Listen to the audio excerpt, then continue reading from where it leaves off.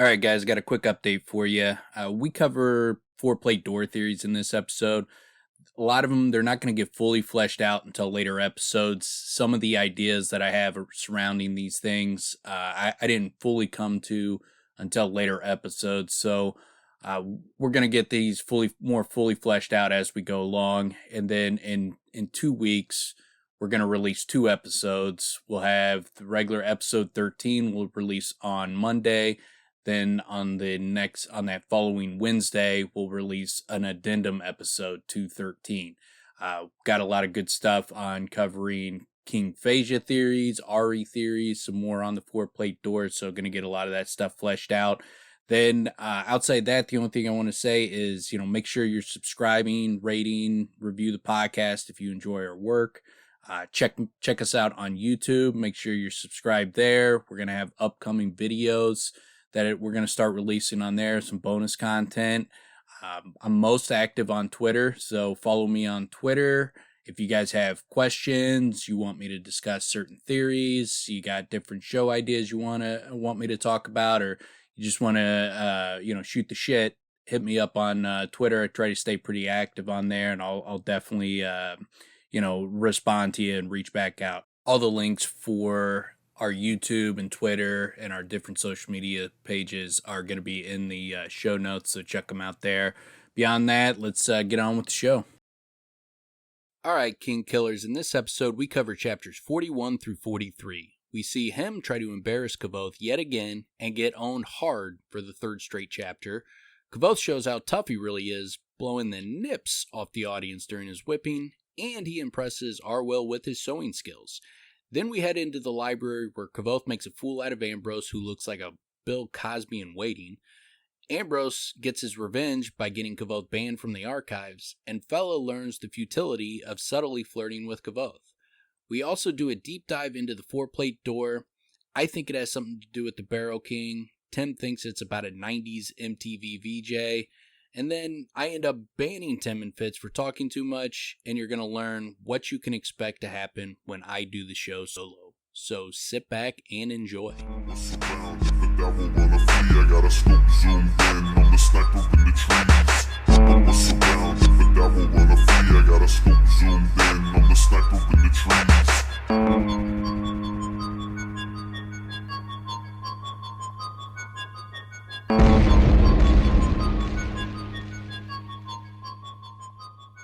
Welcome, killers, to surely the most killer broadcast, King Killer Podcast, for this, the 11th episode of the podcast that ponders all facets of the fantastic fantasy novels, King Killer Chronicles. Tonight we are honored to be hosted by the 2 utmost legendary audiophiles, Daniel LaRusso and Tim the Toolman Taylor. What's up, guys? What's going on? Hello. I would rather be Daniel LaRusso than Tim the Toolman Taylor. I'd rather be Nelson, or whatever his neighbor was. Wilson? Yeah. I'll be the guy over the fence. Doesn't show his face. Where you just see the eyes. Yeah. Ghostface Killer. Yeah. And Wilson. They're very similar. Yeah, but you're the loser the same guy that has to go to that guy for advice.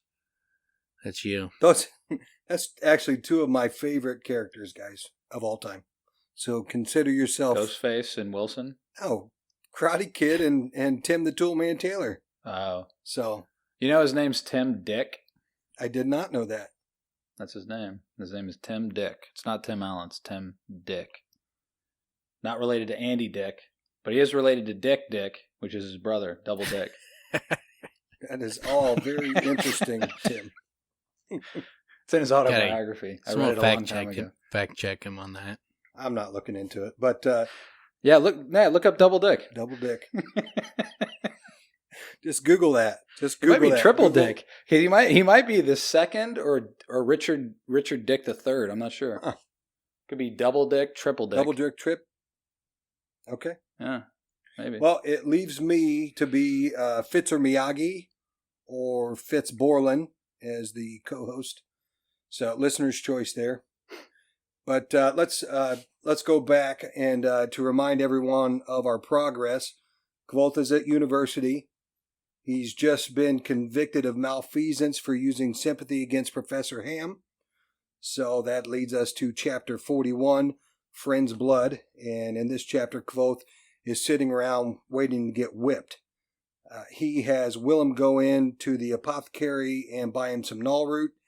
And then Kvothe goes into the courtyard, and there he receives 3 lashes. Yeah, and we get the start of the episode. You have Kvothe runs into Willem, and he asks him where Master Arwyl's medic is, where the medic is. And so he takes him over there, and then you get the information like you work until your debt is balanced with the medica. Few leave without settling their debts. I gave him a grim chuckle. Not that surprising. What's the point of running away from an arcanist who has a couple drops of your blood?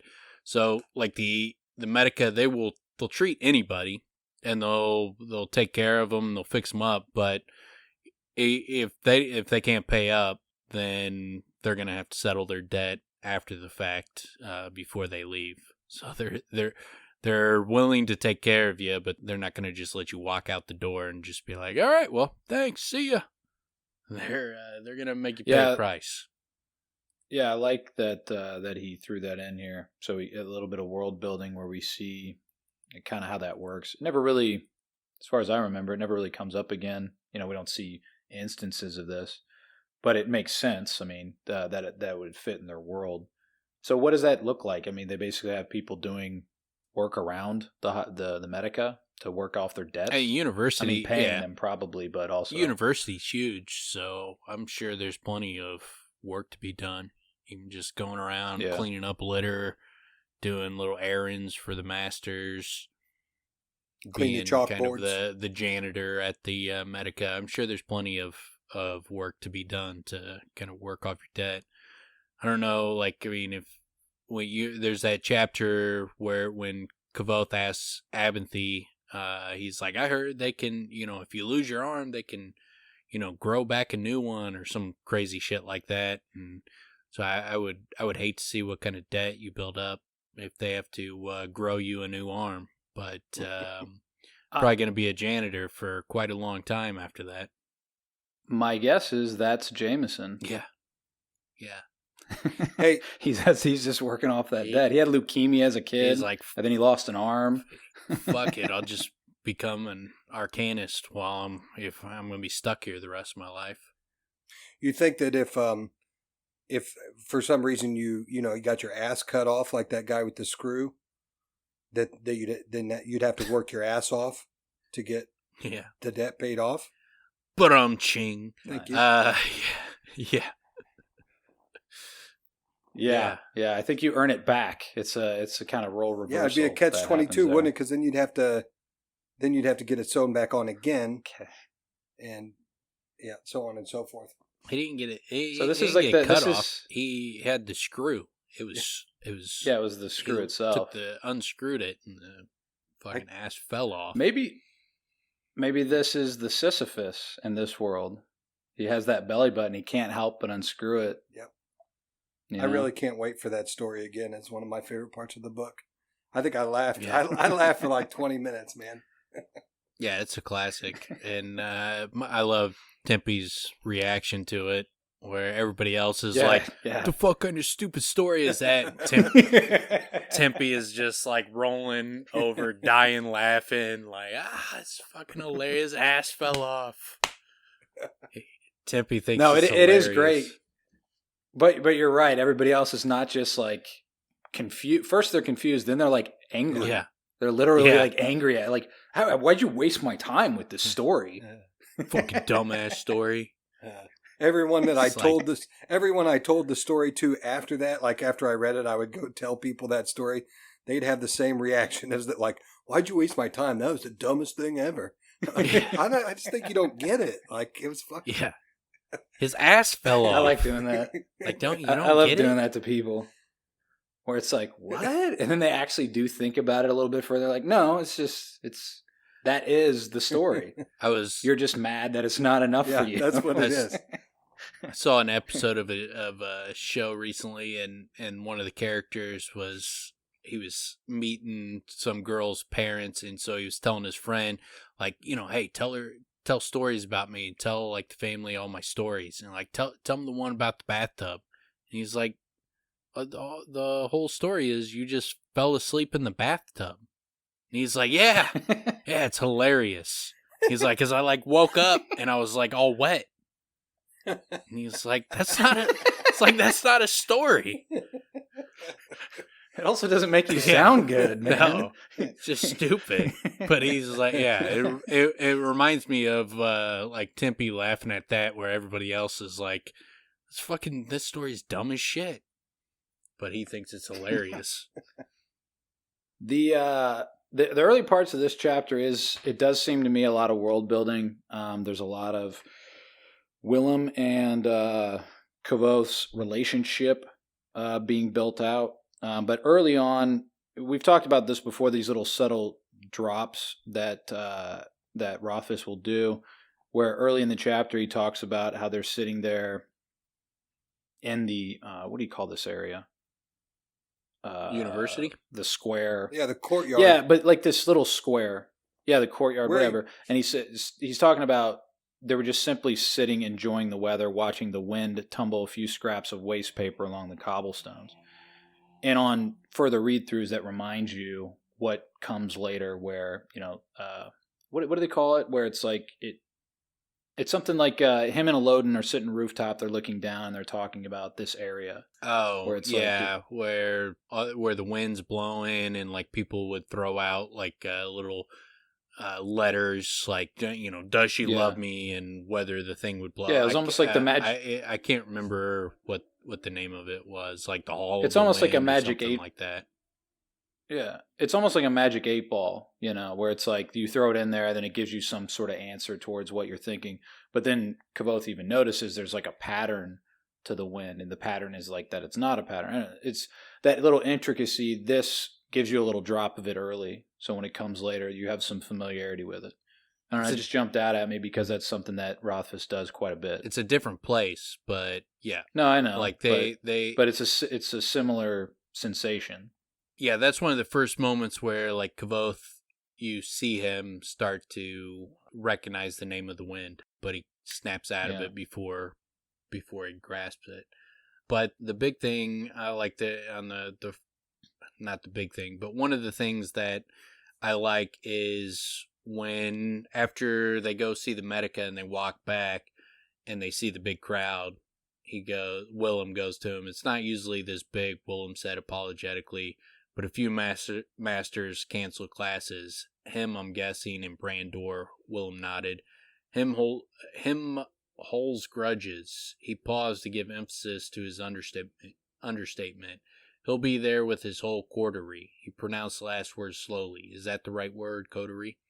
What I love about that is him is such a fucking prick that, he's got worked over twice in a row, real quick. He got worked over in the class, he got worked over in the courtroom, and now for the judgment, he brings his whole class out, brings in Brandor's class, and it again just blows up in his fucking face, because all that giant crowd did, all he did by bringing more people there was more people were there to witness Kvothe be like a total fucking badass, and he helps be a part of building his initial reputation at the university.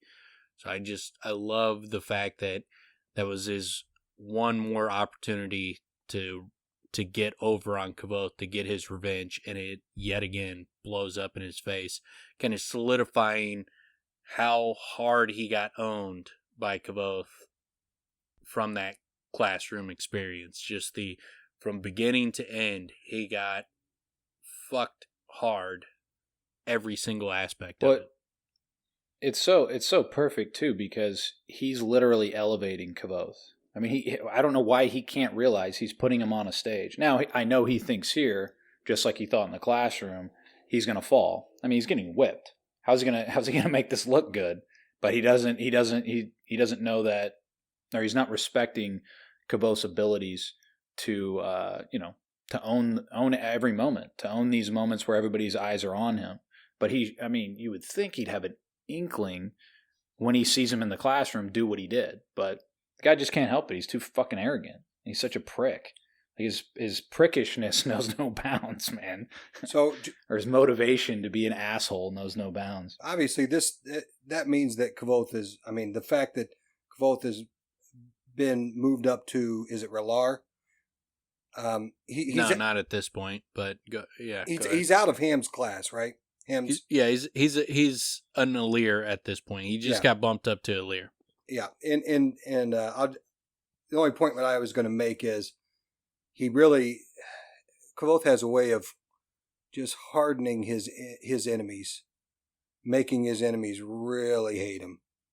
He didn't even do anything in this point, this was he stuck it to him when him tried to stick it to him, and it backfired on him, and then him tried to stick it to him again, and it backfired on him, and then him tried to gloat in front of his face, and it backfired on him again. At no point is Kvothe to blame for any. This is not one of those instances where Kvothe did something wrong or could have reacted differently, other than just bowing down at the beginning of Hemme's class.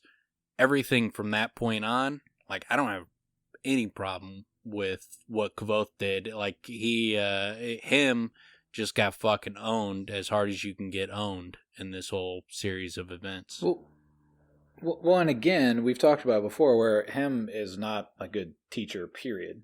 This is not something a good teacher should be doing either. Taking pleasure in a student getting whipped.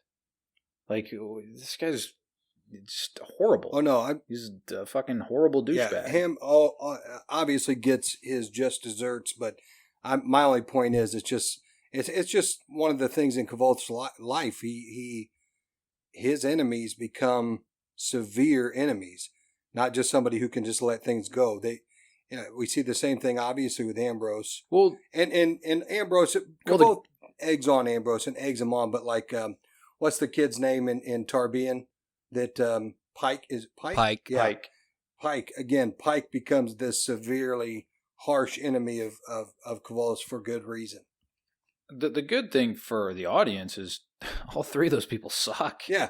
I mean, they're terrible. They should be villains, and they should hate Kvothe because Kvothe is the hero. He's an actual good person, and he's the type of person you're not going to fuck over. And these guys are used to fucking people over, and he's not going to let it happen, And that again is why he's so heroic, because he doesn't let it happen, because he'll run roughshod right back over them. It's fucking awesome. It's awesome to read that, and so I mean, it's no wonder that these guys get more galvanized by the way he acts, because they're used to just running right over people. Yeah, and Pike's the only one I have any kind of sympathy for, because he's obviously a kid, and he's in a terrible environment. He's in a terrible situation. He's obviously he's had a rough life. He's been living on the street. You're gonna have some rough edges. Ambrose, he's had a good life. At least he's had a life of somewhat comfort. And yeah, it doesn't seem like he's been struggling to feed himself and just survive. Obviously, that's not an issue. So he's just a prick. And then Hemme, I don't know what his upbringing is, but he's just a fucking total dickhead. Everything.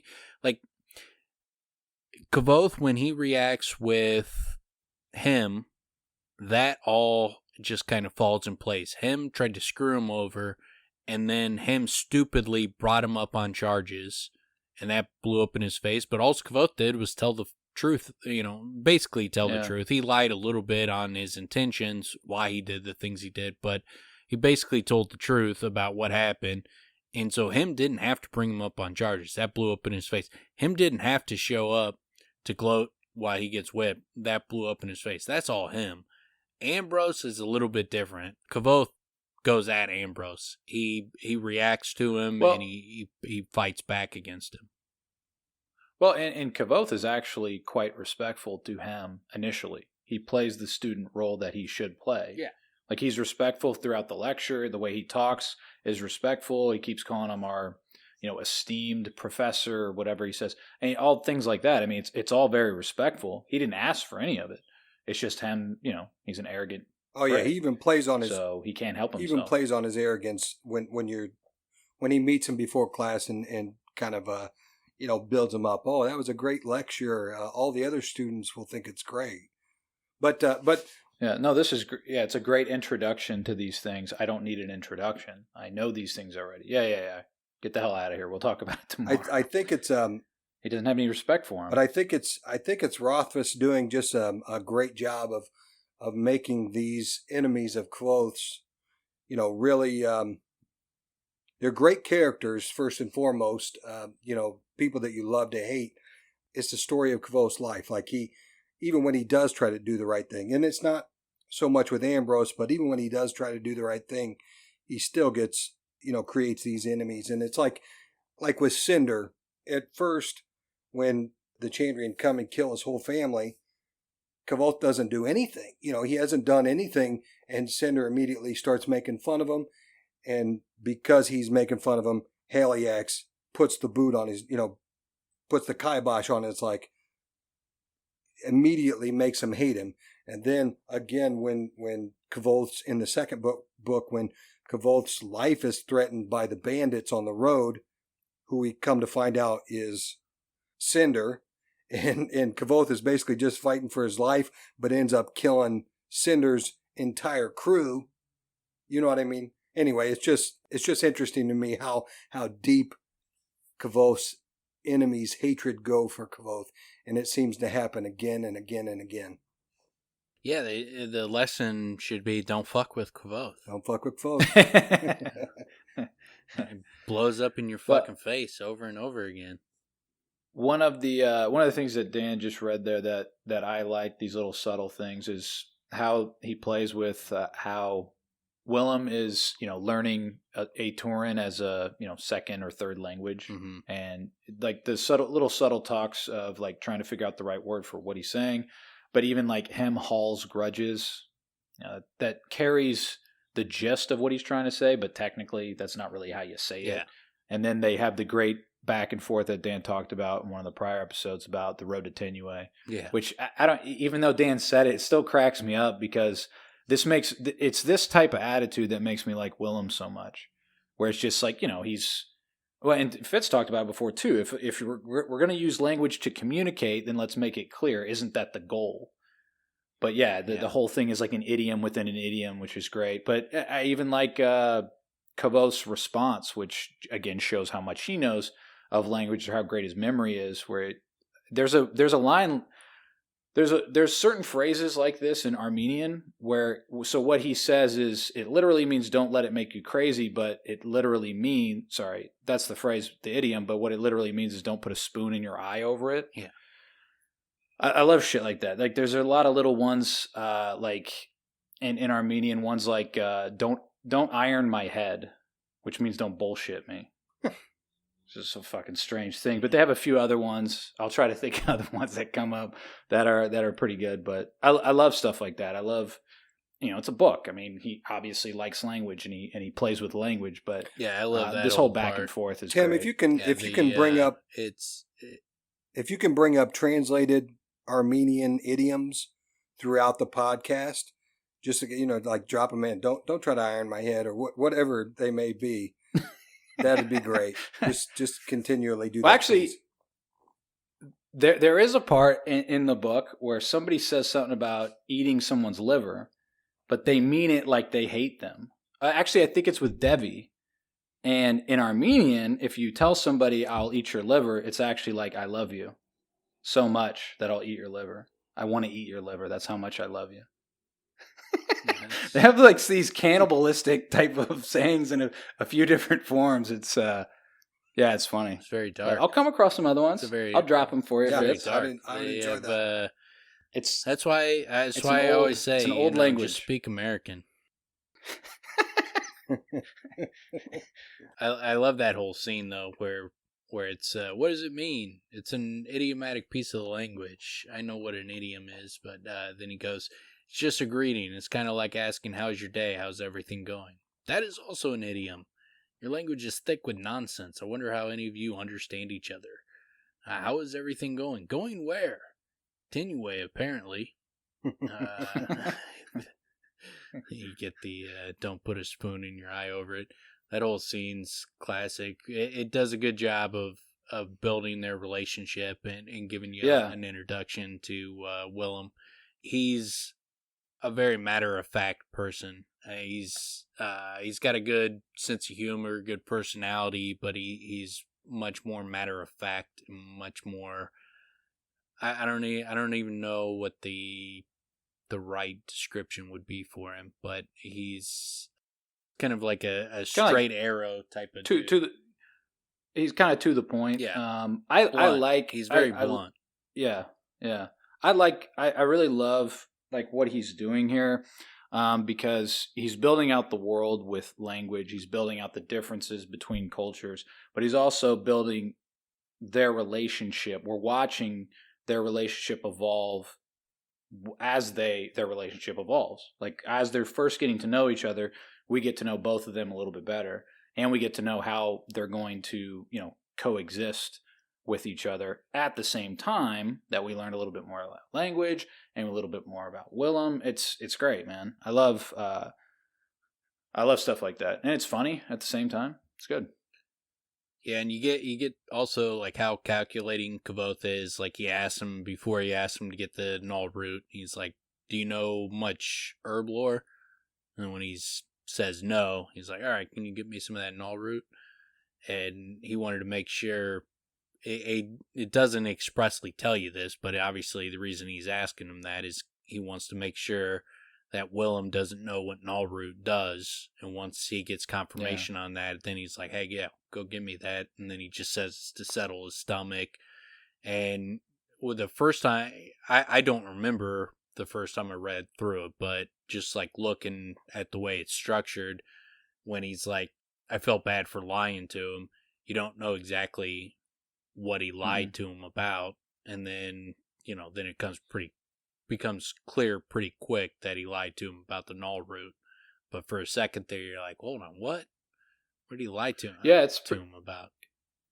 It's pretty great because I do remember that where it's, and I was kind of reliving that where it's like you get little pieces of what the null root does because it's not all given to you at once. You slowly learn over time that it did all these different things where it kept him from bleeding so much, and it numbed the pain, and it did all these different things, which you find that out over time.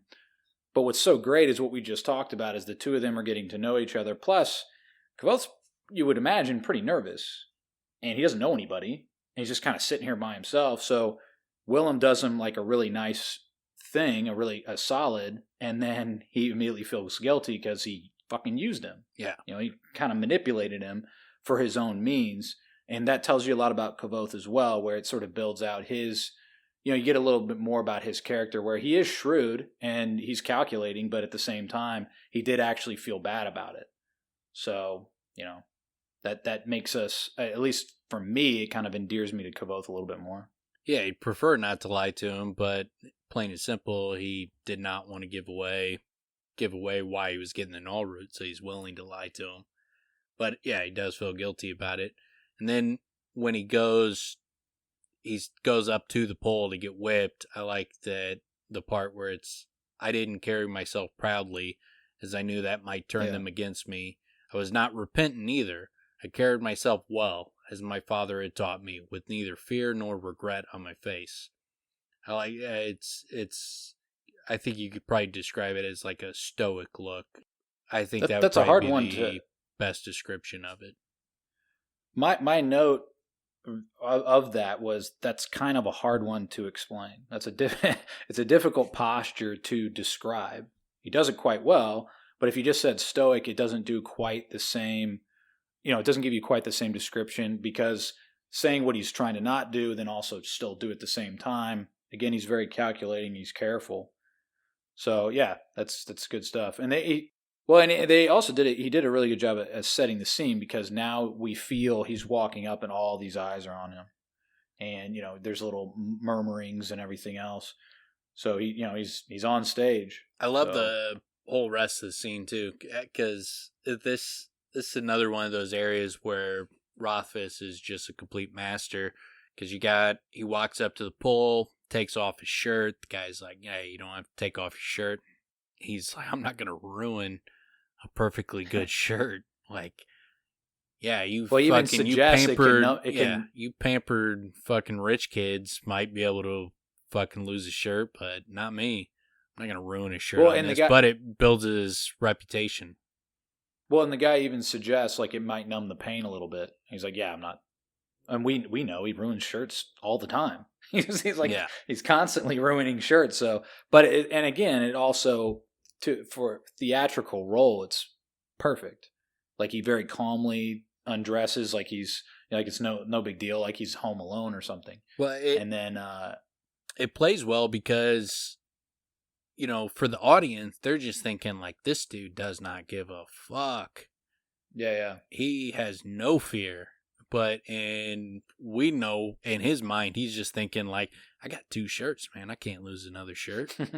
Like if he had fucking 30 shirts, he'd fucking still be wearing that shirt. Like he's not just doing it. He's not doing it because like I'm a badass and I can take the pain.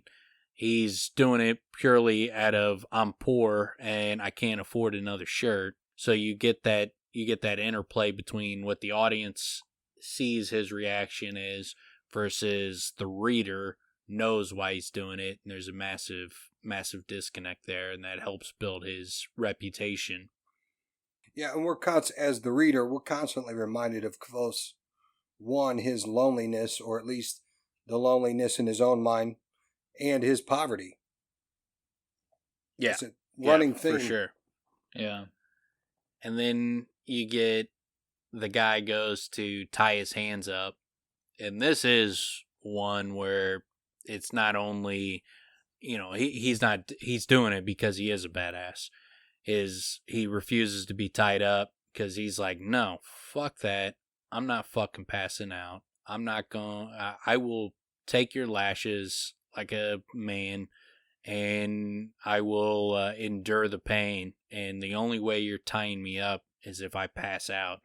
Like that is one of those, those John Wayne type moments where it's like this dude's the first taking his shirt off, he's doing that because of poverty, but this is a moment of like, all right, yeah, he's a tough ass dude.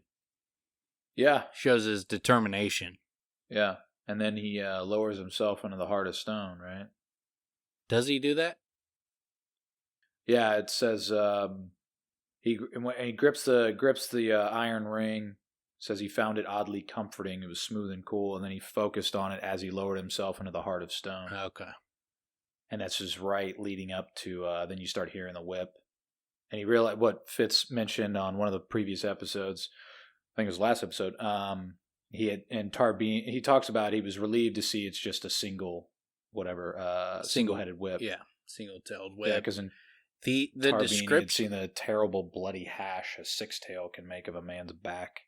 Yeah, it sounds awful. And even just with the one-tailed whip, the description of it, like I can picture it. Like I can visualize it. Like when he's talking about like the first one just kind of left it like a welt, like he just felt it slap across his skin. But then the next one he could feel like his skin like kind of peel apart, and like loose. I can picture that. The looseness across his back. Yeah, that's like really effective. And then like the third one going from top left shoulder all the way down to the hip. Like I can picture like how that would not the pain, but I could picture the skin kind of peeling apart. He does a really good job of writing that in a way where you can visualize what's happening. One of the hardest things to do, like for me, just as a reader in books, is like when there's like a big event going on, a lot of times when they're describing things, it's hard for me to picture it in my mind. It's almost like picturing it through a dream haze where, like, I kind of get it. Like when they're describing a room and, where everything's situated, I don't picture like a specific room. It's like a dream haze where they say there's a table here and I picture a table, but I don't see the rest of the room. I don't see the dimensions of it or everything hanging on the wall. I don't put it all together. This, I put it all together, like the stage, the people around, him holding the pole, getting whipped, his back splitting. Like everything is crystal clear in my mind when I'm reading that. I picture it perfectly, very clearly. Oh yeah, he does an excellent job with the visuals in this scene, from the crowd to especially the whipping. I mean, from the moment he takes off his shirt, you can just picture that guy trying to somewhat ease him, or But anyway, yes, absolutely. That and he does a good job with combining sound as well as, like, when he's about to be whipped, there's a sudden hush. And then before he can brace himself, a sharper crack than the ones before. I felt a line of dim red fire trace down my back. So like those visual elements. But then the most effective that I thought, and you mentioned it, was the second lash. Its crack was louder and I heard it through my body rather than with my ears. I felt an odd looseness across my back. No, I held my breath knowing I was torn and bleeding. That odd looseness for me that's huge. That's the number one sort of thing where it's like I can like feel it. You know what I mean? Like, and it's not necessarily pain. You believe him when he's describing the pain. That odd looseness, you can feel it. And then because of that, the third one, that, like, when he says it licked up to his left shoulder, then tore nearly all the way down to his left hip. And there's more, verbiage about, like, just basically his eyes are watching the world go black around the edges for a moment before snapping back into sharp, bright focus. Yeah, and then he's super badass. Again, sets his feet on the bench, loosens his fingers. Oh, yeah, I love the guy jumps forward as if he was going to catch him, and he just looks back, like, with a scathing look, like, kind of withers away. That's fucking great, man. Yeah, when the guy's that, like trying to help him out, and he's like, "Get the fuck away from me." But understandable, because he's coming to help you out after they just whipped you bloody. Yeah, I would be. That's what you would expect. I can put myself in his shoes. I would not be wanting any kind of help from the people who are whipping me. I would be like, no, go fuck yourself, you fucking garbage people. Get the fuck away from me. I don't want your help. I don't need your help. I love that, though. I love that moment where that's when you talk about badass, that's pretty badass right there. Yeah. And then he just composes himself and walks out. And then, I can picture myself in that crowd of just like, what the fuck just happened? Like, who is this dude? Like, he just walks out? Like he just got a bath? Like, what the hell's going on here, man? He got a bath. Pretty great. Yeah, he just walks out like, and it's just a stunned crowd. Like, everybody was going there expecting one thing, and they were not expecting some dude to get whipped, not to be chained, take his shirt off, take it, doesn't bleed, and then refuses any kind of help, like gives an angry look to a guy trying to help him, and then just picks up his shirt and his cloak, drapes it over his arm, and just walks off like he's just perfectly normal, like nothing happened, and refusing to show any kind of weakness whatsoever. Obviously very calculated on his part. He's purposely trying to not show any weakness, but they see that, and that is like the beginning of it. That's outside of the class with Master Hemme, which is obviously, we love that chapter, and clearly, like Chronicler mentions, like he's heard three versions of that story. Obviously that's huge, but that whipping is the first time where people are also like, all right, this dude is something else. Yeah. That makes sense. I mean, to then, because we and he helps, and we'll talk about it, but he helps spread rumors about himself. But this is one of those elements where so many people see it. It's something that's unreal. It's unbelievable. It's not human, or it's not like most humans would be. So all the stories that can come out of that are just huge, and that's where he gets Kvothe the Bloodless. This is where his main notoriety really, I think, starts. Yeah, and For At least sure. that's what it despite seems. the null root, despite him needing the shirts and everything else, what he does is a testament to how badass he actually is. He's not just walking off the stage like he is a badass. He's walking off the stage a badass. Yeah, for sure. Yeah. For sure. Yeah, it's not an act Right. when you just got whipped in front of a crowd. There's no act involved, I mean, obviously, again, we found out the help that he has and everything else, but there's no denying that. And luckily, him and Brandor brought their classes out. So they just helped him. Yeah. They just helped his notoriety grow. Fucking got Which Olayed is into that wall again, man.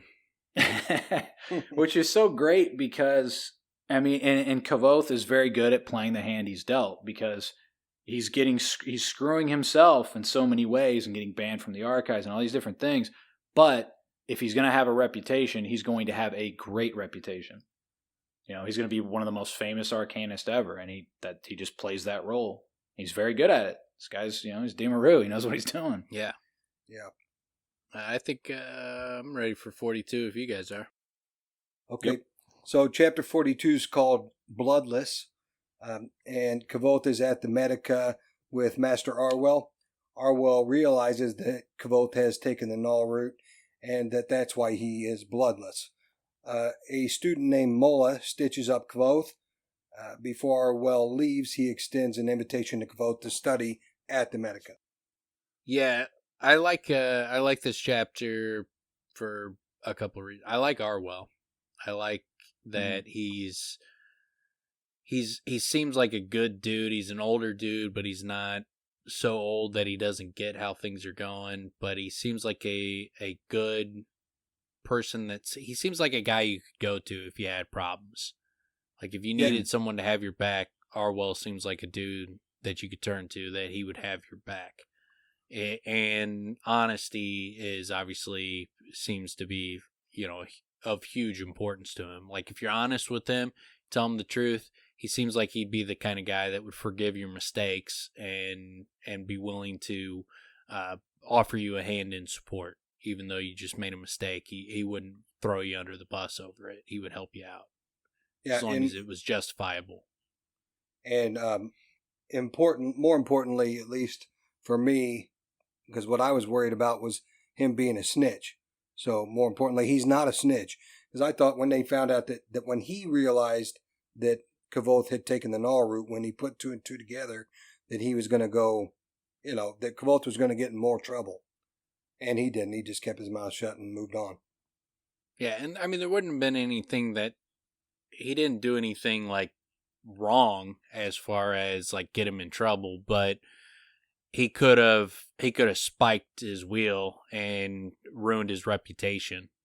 Like, and not ruined his reputation, ruined what he just did. Like the reputation that he built off of that, he could have ruined that moment by sitting there telling everybody, tell Mola, hey, he's already took null root. He took null root before he got whipped, and so he doesn't need it anymore. So he could have spiked his wheel there, and that would have hurt his reputation. But I think, the fact that he heard why Kvothe took the null root and he respected that view. He understood it. He understands the position that Kvothe's in. Well, and Kvothe does open up to him. He doesn't just tell him, he didn't want to feel pain. He couldn't let people see him in pain. And he tells him his backstory and like opens up to him. And that's what he asked for. So there's a mutual respect there that plays out well. I like Arwyl as well for that. I also like the fact that he clearly runs a tight ship. You know what I mean? Like when he teaches his students, he teaches them thoroughly and teaches them very well, and we get to see the results. Or at least we hear about the results, at least with Mola, which is cool. Yeah, he's good at what he does, and he's like it seems like the people that go through the Medica are talented. Even Kvothe later on, the reason he's able to save the mayor's life is because of his experience at the Medica. It's not something Abinthy taught him. That's stuff he learned at the Medica. So he's able, and Mola is obviously, Kvothe is extremely impressed with her ability to kind of stitch him up and everything. And so he's doing a good job of bringing up new doctors into this world, basically. Mm-hmm. And I like go ahead. I was just going to say, I like that we get to be able to, we're kind of privy to how it works, where he even, he has some, errand boy or whatever, and he's, go and fetch the next Raylar on the list, tell them only what they are to bring, what is needful to repair a straight, shallow laceration. So, it's very much left up to them. And then we see it also, how he talks to Mola. Mola has to treat him like a patient, not just treat the wound, but, there's more to it than that. And that whole back and forth is great. And we get a sense of, how he's teaching his students, which is, it's really cool, man. This is kind of what I was looking forward to when he got to the university, because my mind just started to kind of play out. I always kind of do that where it's like, so there's this world that's built out, this place. Here's all the things that could potentially be put in front of us. And this is one of those things that I sort of hope for, and we get it. We get Kvothe, and we get Arwyl, and we get Elxadal, and we get to actually go through what they do at the university, because it's a special place, and what they do is super interesting. And he, again, Patty does a great job of laying it out. Good old Pat. Yeah, he teaches in a similar way to Elodin, as far as it's a question based teaching. Seems like obviously he probably imparts his knowledge on him, but once he's imparted the knowledge on him, he just kind of leaves it, ask questions like, okay, what should you do here? And like, what if he said this? Like, what would you do if he said this? Did you wash your hands before you came here? Like, he gives them questions and lets them kind of work it out for themselves, but is there to correct them if they're wrong. Whereas Elodin will give the question, and he does it in a way that they don't even know that he gave them a question, so they don't even understand that he's trying to teach them something, and he just kind of leaves them hanging. It's very clear that Arwyl is trying to teach them. They understand exactly what he's trying to do. So there's no, like, looking at Arwyl like, this guy's a fucking jackass, like Elodin, where Elodin's, like, giving them all this great knowledge with, like, how to navigate the library, but then they just come away thinking he's a jackass and don't even realize what he taught them. He teaches in a similar way by giving them questions to solve, but they understand that he's teaching them, whereas with Elodin, like, they have no idea that they're being taught with his craziness. Yeah, Arwyl sticks around for the answer, not just given the question. Yeah, he makes it clear he's teaching. Like, Elodin just seems like a crazy person.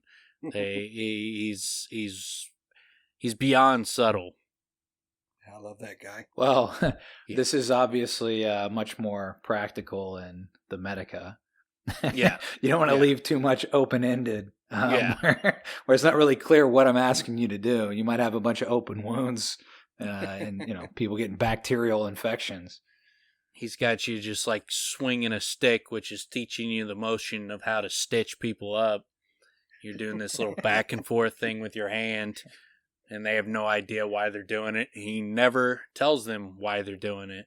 He teaches them the hand movement, gives them the muscle memory for how to stitch, but he never tells them that's why he did it, or that's what the muscle memory is for. That would be Elodin teaching someone how to stitch someone up. He would just teach you the hand motion and what you would have to do for that muscle memory, but never tell you that's what he's doing. So you'd have no idea you have the muscle memory for how to stitch someone up. And I like too, though, the part where he tells them about the stitches that he had to do to himself in Tarbean when Pike stabbed him with the glass bottle. and he shows him the stitching. He's like, have you ever done this before? He's like, yeah, actually I have, without any kind of thing to numb it. And he's like, yeah. And then he shows it to him, and Arwyl's like, sloppy work. And he's like, well, I thought I did pretty good. It's like, string broke on me halfway through, where it lets Arwyl know a few things. One, this kid's very self-sufficient, and he's 15 at this time. So if he was got a scar and shit, this happened when he's 12, 13, 14 years old, and he had to stitch himself up, with no help, no anesthesia, and the string broke on him, but he still, finished up the stitching. So it shows you, like, this kid's had a rough life. He's very self-sufficient. He's very talented, and it gives Arwyl a very good introduction to who Kvothe is if he's paying attention. I didn't understand why Arwyl wanted to know if Kvothe knew where he said to ask him to show him where the gut broke. Seemed like he was trying to see if he's a bullshitter. Yeah, maybe that. Well, yeah, you can kind of tell he's like, that might be true. Like he's making it clear he's not just going to outright believe him. So he's going to have to test him a little bit. But yeah, I mean, he ends up through their dialogue, it seems like, trusting Kvothe. I mean, obviously, because he has Mola stitch him up without anesthetic. It seemed like that's why he was asking him the questions, because right after that, he's like, you may be telling me the truth. He shrugged. I do not know. But I would think that if, then he looks into his eyes and realizes this guy's on drugs, and then he, pins it down, and you get the, it's no surprise that a boy might fear a whipping enough to drug himself for it. He looked sharply at me. But why, if he was so afraid, would he remove his shirt beforehand? He frowned again. You will explain all of this to me. If you lied to me before, admit it, and all will be well. I know boys tell foolish stories sometimes. And then from Kvothe, my teacher, Avanthy, taught me as much as he could about the Physicker's arts. I explained, when I ended up living on the streets of Tarbean, I took care of myself. I gestured to my knee. I didn't wear my shirt today because I only have 2 shirts, and been a long time since I had that many. In the Null route, I don't fit in here, sir. I'm younger than everyone, and a lot of people think I don't belong. I upset a lot of students by getting into Arcanum so quickly, and have managed to get on the wrong side of Master Hemme. All those students and him and his friends, they're watching me, waiting for a sign of weakness. I took the Null route because I didn't want to faint. I needed to let them know they couldn't hurt me. I've learned that the best way to stay safe is to make your enemies think you can't be hurt. Sounded ugly to say it so starkly, but it was the truth. I looked at him defiantly. It's a great introduction for Arwyl into Kvothe and who this motherfucker is. Mm-hmm. Like he gave you the raw truth on why he did exactly what he did. It wasn't like, I wanted to gain a bit of reputation. It was, I've been hurt in the past, and this is what I have to do to make sure that it doesn't happen again. Yeah, it's an interesting mix of kind of what on the surface would be pride, but it's actually defense. It's self-defense from past, experience. And I like how Arwyl, goes on to say, well, if I suppose if I were older, I would say that you're being ridiculous. Isn't he old as shit? Like, I mean, maybe I'm thinking about this wrong, but I thought when he went through applications or the interview process, I thought he described Arwyl as looking like really, really old. But then I didn't go back to look at the details, but I thought that was kind of funny. Yeah, they range. I don't know how old he is. Like some of them, like Elodin's probably the youngest one, and then some of them are very old, and some of them, they're all old. I got the impression that he was like the oldest, but I don't know. It just kind of struck me as kind of funny when he said it. But then, I don't think he's that old, because just the way, but I'm not so old as that. Not yet, not by half. Like it doesn't make him sound like he's super old. Like, but I mean that also speaks to what you were talking about earlier, where he's a real person. He's actually taking Kvothe. Well, he's taking him in. He's trying to figure out, so who is this kid, rather than just judging on surface, which is what Hemme does. He doesn't give a shit about anybody. He literally just, these are people that are late to class, or someone who said this to me. He doesn't look inward at all. He doesn't consider who they are. He doesn't believe what they say. Everybody's like, he's just stamping what he does and doesn't give a shit whether or not it's landing or anything. Well, I think about that, like if some kid gave me that speech that Kvothe just gave him, I would have some empathy for that kid. Like, I'd feel bad for, like, clearly this kid's had a rough life where he's not just going into the situation naive and thinking, like, yeah, no one would hurt me. Like, this is a kid that's been hurt and his defenses are up. That's, you're not going to, there's not a lot of, and just in our world, there's not a lot of 15-year-old kids that are walking around expecting to be hurt. The ones that have their defenses up have usually had a very fucking rough life. And it's similar with Kvothe and versus the university students who have had fairly easy lives as far as money, not starving to death, not orphans on the street. They haven't had to go through that shit. So Arwyl's, he's running into a lot of affluent children.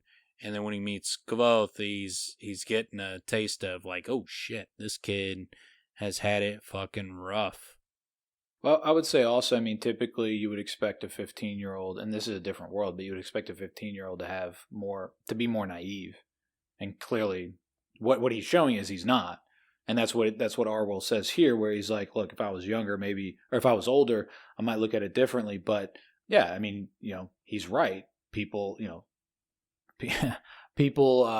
there's politics involved. There's people like him out there. There's people that you have to be on your P's and Q's around. You have to be careful around people like Ambrose.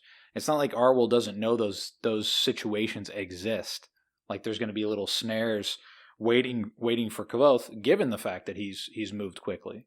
So there's jealousy, there's bickering, there's all that garbage. So I think it would also endure Arwyl to Kvothe to respect the fact that he even is aware of it, and cognizant of it and being careful about it. Yeah, that's what I was going to say is intelligence, whether it's books. I mean, book smarts is one thing, Streets, but having a street smart, just being able to really survive. And it speaks to Kvothe's intelligence, everything that he's been through, and that he can articulate that to Arwyl, why he's doing what he's doing, and so on. Arwyl has to see his intelligence from that.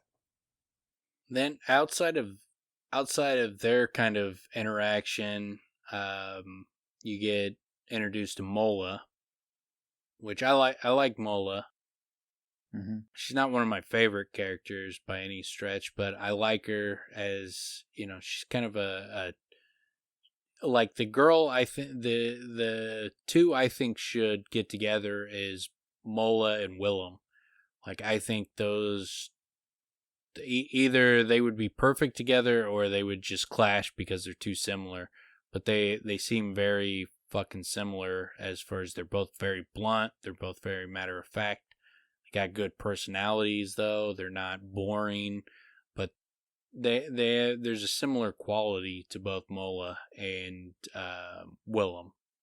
Now, Dan, remind me, is Mola the one that helps Kvothe into when he breaks into Ambrose's room, or is that Fela? Both. Yeah.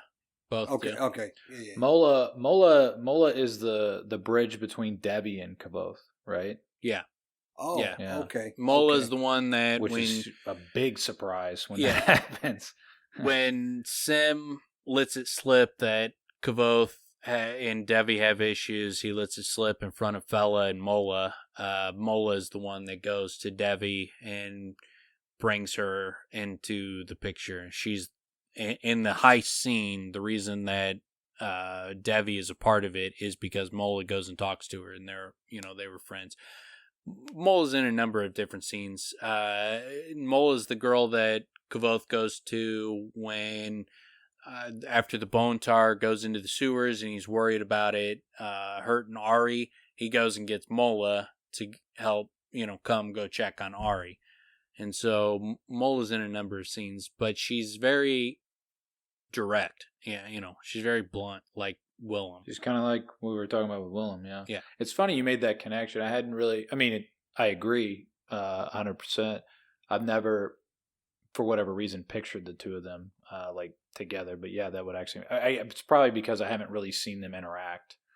They are in the scene together because they're both, well, I don't know if they're ever face to face in that scene we were talking about where they do break into Ambrose's rooms, but they're both involved in that. But yeah, I could see that. Yeah, they got Book similar 3, personalities. Maybe. I mean, like as far as his friends and everything, Willem and Mola seem the closest in personalities. It's also kind of mirrors like Fela and Sem. Also kind of have similar personalities.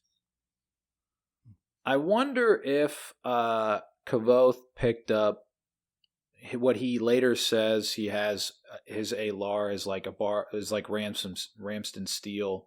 Arwyl describes to Mola that Kvothe claims to have self-control like a bar of Ramsden Steel and will not flinch when you stitch him. That kind of jumped out at me because I know later that's how Kvothe describes his Alar is like Ramsden Steel. Yeah, there's a number of times that's brought up, and the big thing that calling it is Alar like a bar of Ramsden Steel. The big thing that brings up is Ramsden Steel is also can break. It's the finest sword until it breaks.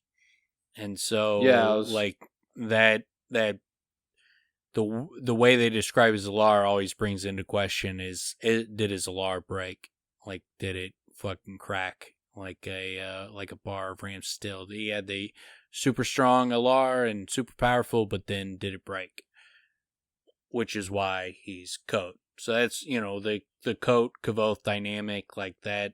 Part of it is a lot of people think when the fact that he describes his Alar like a bar of Ramsden Steel is partially prophetic, and the fact that his Alar is broken now, and people talk about bars of Ramsden Steel being the greatest sword you'll ever have until it breaks. Is that what the It's with the Tinker. No, it's with the Tinker. The Tinker sells him a knife before he goes with on the hunt for the bandits with Tempe and all those guys. The Tinker sells him a knife, and he's like, and he mentions that the Ramsden knife would be too much for what he's looking for, and then it's in that line. There's a line in that conversation. Okay. The Adem have swords that seem to be magical in the sense that they seem to never break. They seem to last forever. And they get passed down through generation after generation after generation. They seem to seem to last forever. Theirs clearly are not Ramsden Steel. They got some fucking badass steel that can't be fucking fucked with.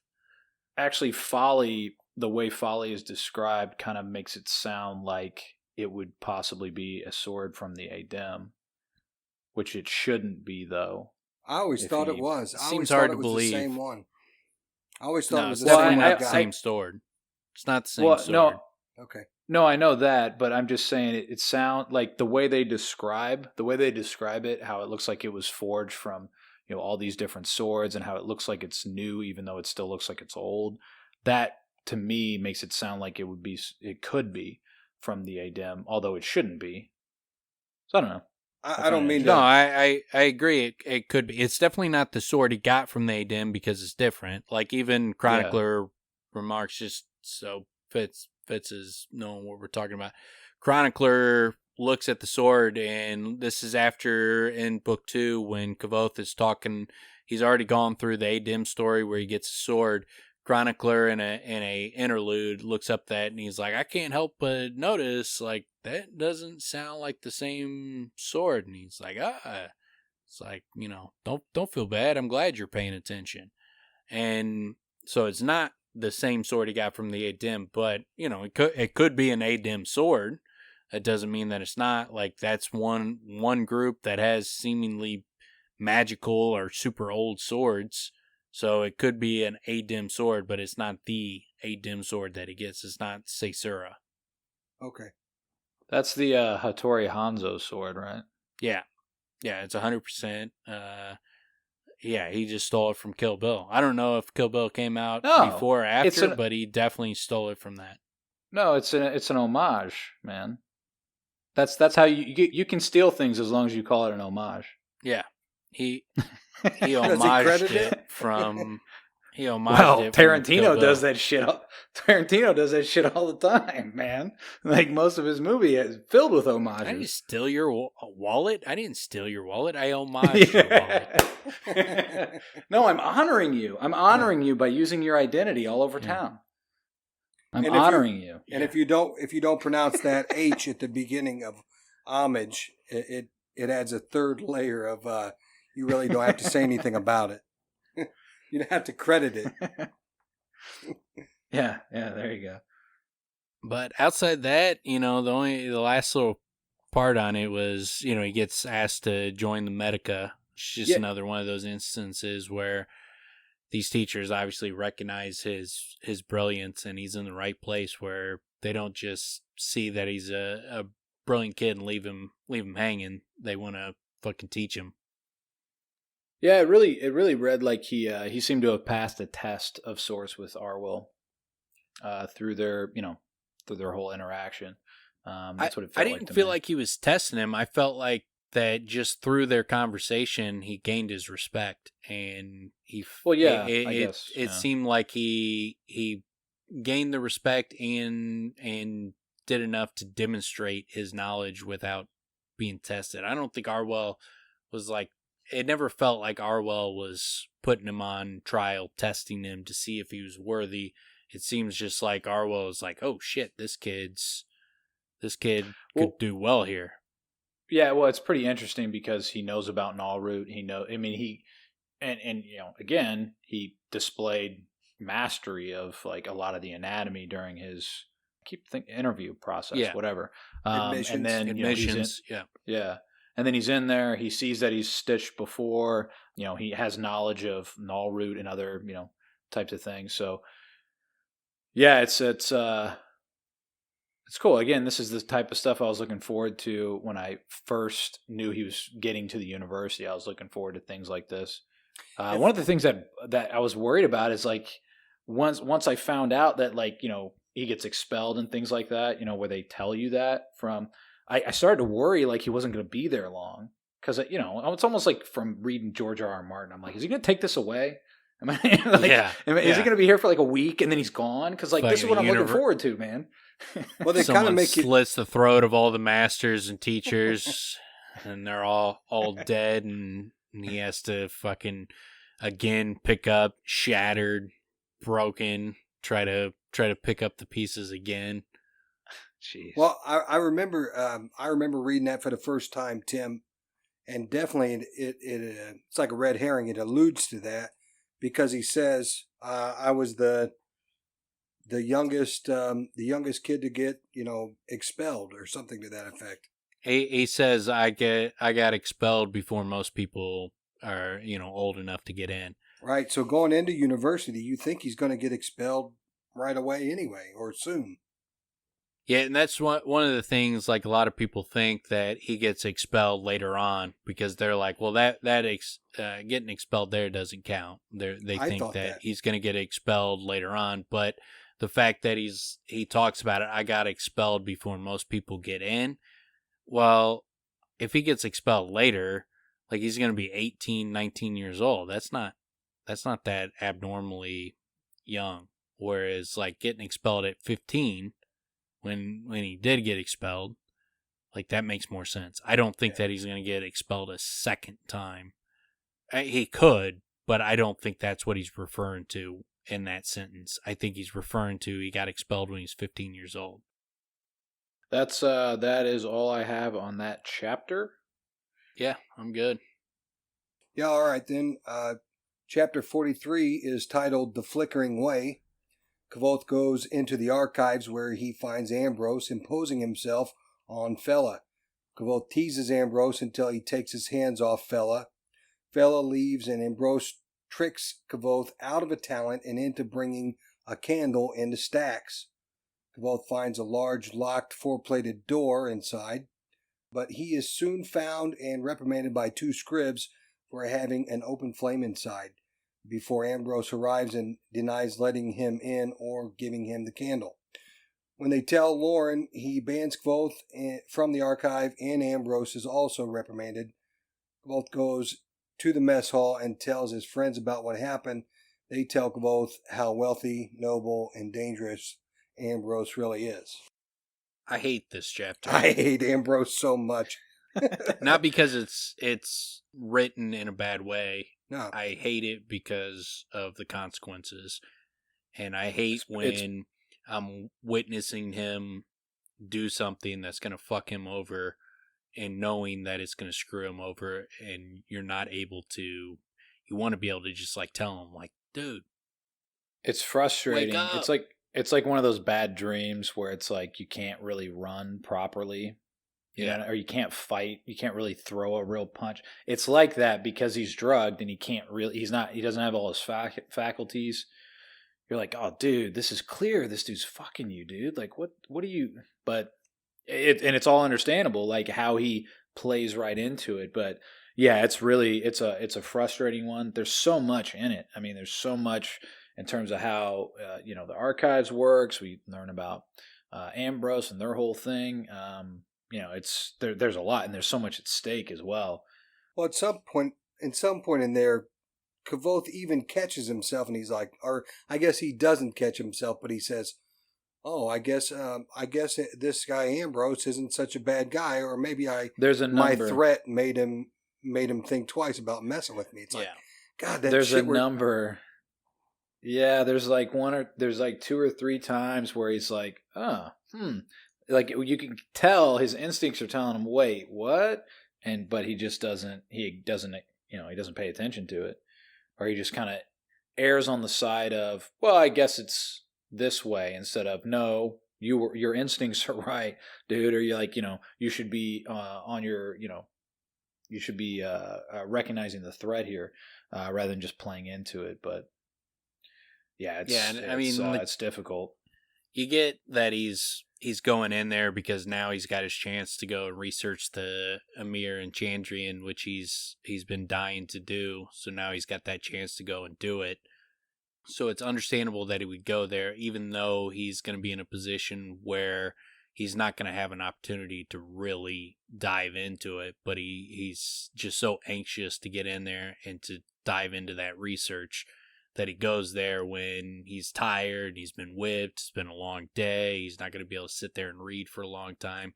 But because he's so anxious to learn about these things, he goes there in spite of all the other circumstances that would lead you to believe like he should have just went home and went to bed. Dude, that's this read through especially, I feel like that is a big compliment to the rereads. Because when you've read this more than once, you're like, oh man, he even thought, especially in this chapter, it happens quite a few times where it's like, dude, like everything, even his body's telling him, get out of there, don't do it, and just get out of there as quickly as you can. Like, this is not the day, but he can't help it because, this is what he's been striving for so long. Now that he finally has the chance, he can't help it. Or he's refusing to help it, is what it comes down to. And you get one of his great qualities that I like out of him. The fact that Ambrose he's got his arm around her. He's basically like pinning her down by the back of her neck, got a hand on her knee, hand on her neck, holding her down what the in hell? Place. Like, just a total scumbag. Douchebag. And the way scumbag. the way it's described, you're just like, God, what a dick. But I love this line. She had when he's talking. So he's talking about Ambrose and Fela, and Fela having. She had the distinctly uncomfortable look of a woman who knows the futility of a polite refusal. That reminds me of. It's the implication.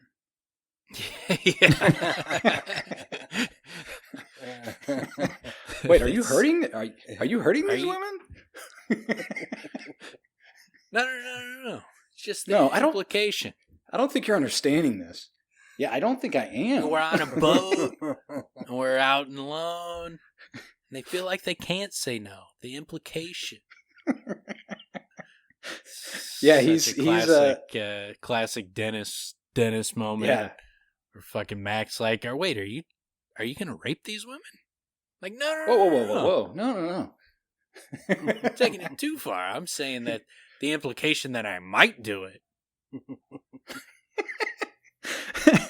Yeah, so that line definitely reminds me of that. It's creepy as hell. He's an absolute creep. Total creep. And he sucks. And yes, it's so great because Kvothe is he doesn't have that shit. Yeah, he throws himself under the bus to be able to, help someone else. Even the fact that Fela, when she sees Kvothe, she immediately looks down and looks away and feels ashamed. Yeah, she's like ashamed. Says she looks like a deer basically stuck in the headlights, startled deer. And you just when you hear that description of her being put in that position and that she feels bad, you're like, oh God, man. It's such a fucking terrible situation to be in. And so it makes you like Kvothe all that much more that he goes and takes this dude head on and gets her out of that situation, even though it costs him dearly. But the fact that she was just in this terrible situation, and it also highlights just how big of a piece of shit Ambrose is. Well, not only that, but besides being a worthless person, he's also this douchebag who's not just trying to force himself on her, but he's also trying to win her over by reading some terrible poetry that he wrote to her. And Kvothe, that's what's so great. Kvothe comes in and just destroys his poetry and just keeps going as Ambrose, a more distinguished student at least, tries to. Oh, it's limping. It's not that it's broken or terrible. It's limping, and Kvothe's like, well, if it was a horse, I would have shot it a long time ago. Yeah. Dude, he talks some mad shit. Kvothe does a tremendous job of talking shit. And what's great as well, we know Kvothe hates poetry. Yeah. So it's very much something that even fits though his personality. He speaks in verse. He speaks poetry, in his just natural speaking with other people. He's like with Denna or with Florian or his parents, He speaks in poetic verse, even though he hates poetry. I like this scene on the Audible is really good. When you get to hear Kvothe actually saying these lines out loud, being read out loud, the shit talk is really good. It works really well. Yeah, like the mind your tongue, Alir. The day I come to you for help with poetry is the day you have 2 hours to spare, 2 long hours, and that's just for getting started. So same can the humble thrush well know its north. I mean, I don't even know how to begin to criticize that. It practically mocks itself. It does too. That's a horrible line. But and then the limping verse. A limp has rhythm. This is more like someone falling down a set of stairs, uneven stairs, with a midden at the bottom. Oh man, yeah, it's great, man. And so this is again one of those examples that's so well spoke of earlier, where Ambrose comes right back at him, but Kvothe always wins. Yeah, it's so great. It doesn't matter, man. It doesn't matter. Well, obviously Ambrose gets the better of him through the chapter. But on these little face-offs, whenever it's a match of wits, Kvothe always, and it doesn't, Ambrose always still tries to come back, but Kvothe just kills him, man. But you get in his mind, too, where, like, when Ambrose takes his hand away from his knees, like, all right, a half victory. And then after he goes and mocks his poetry, then you get where he's like, where Ambrose is like, hey, you know, what happens between a man and a woman? He's like, what? In the privacy of the entrance hall of the archives, I gesture around as God's body. This isn't some brothel. And in case you hadn't noticed, she's a student, not some brass nail you've paid to bang away at.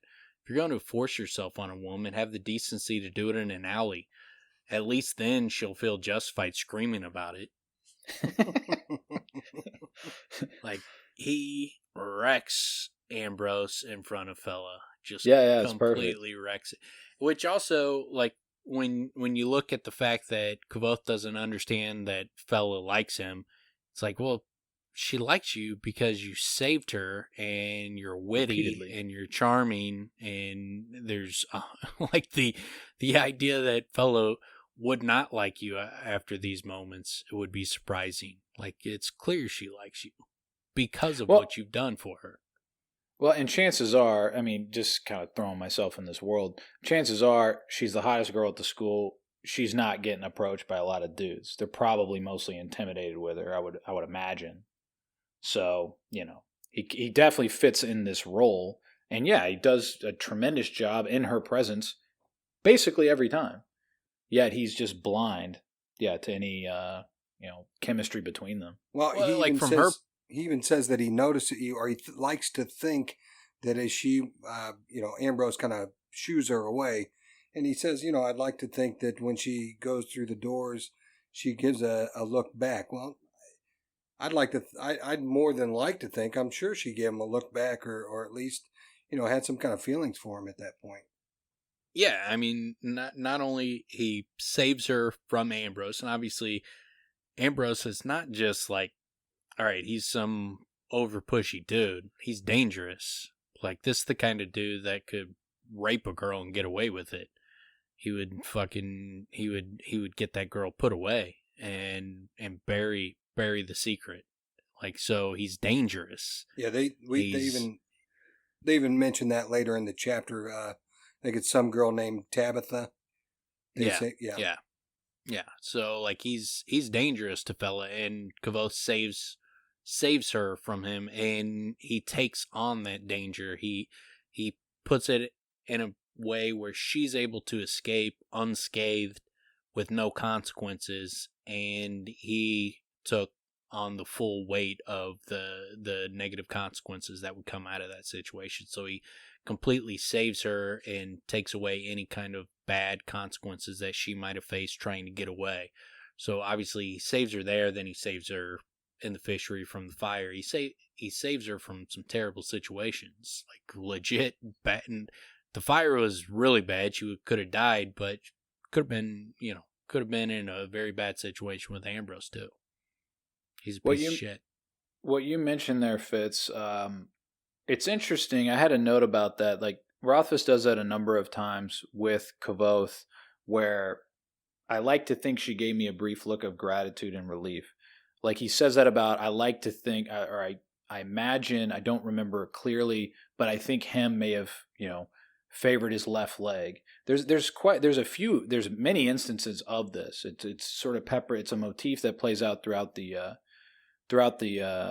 books, which I find really interesting because it's not clear. It's not 100%.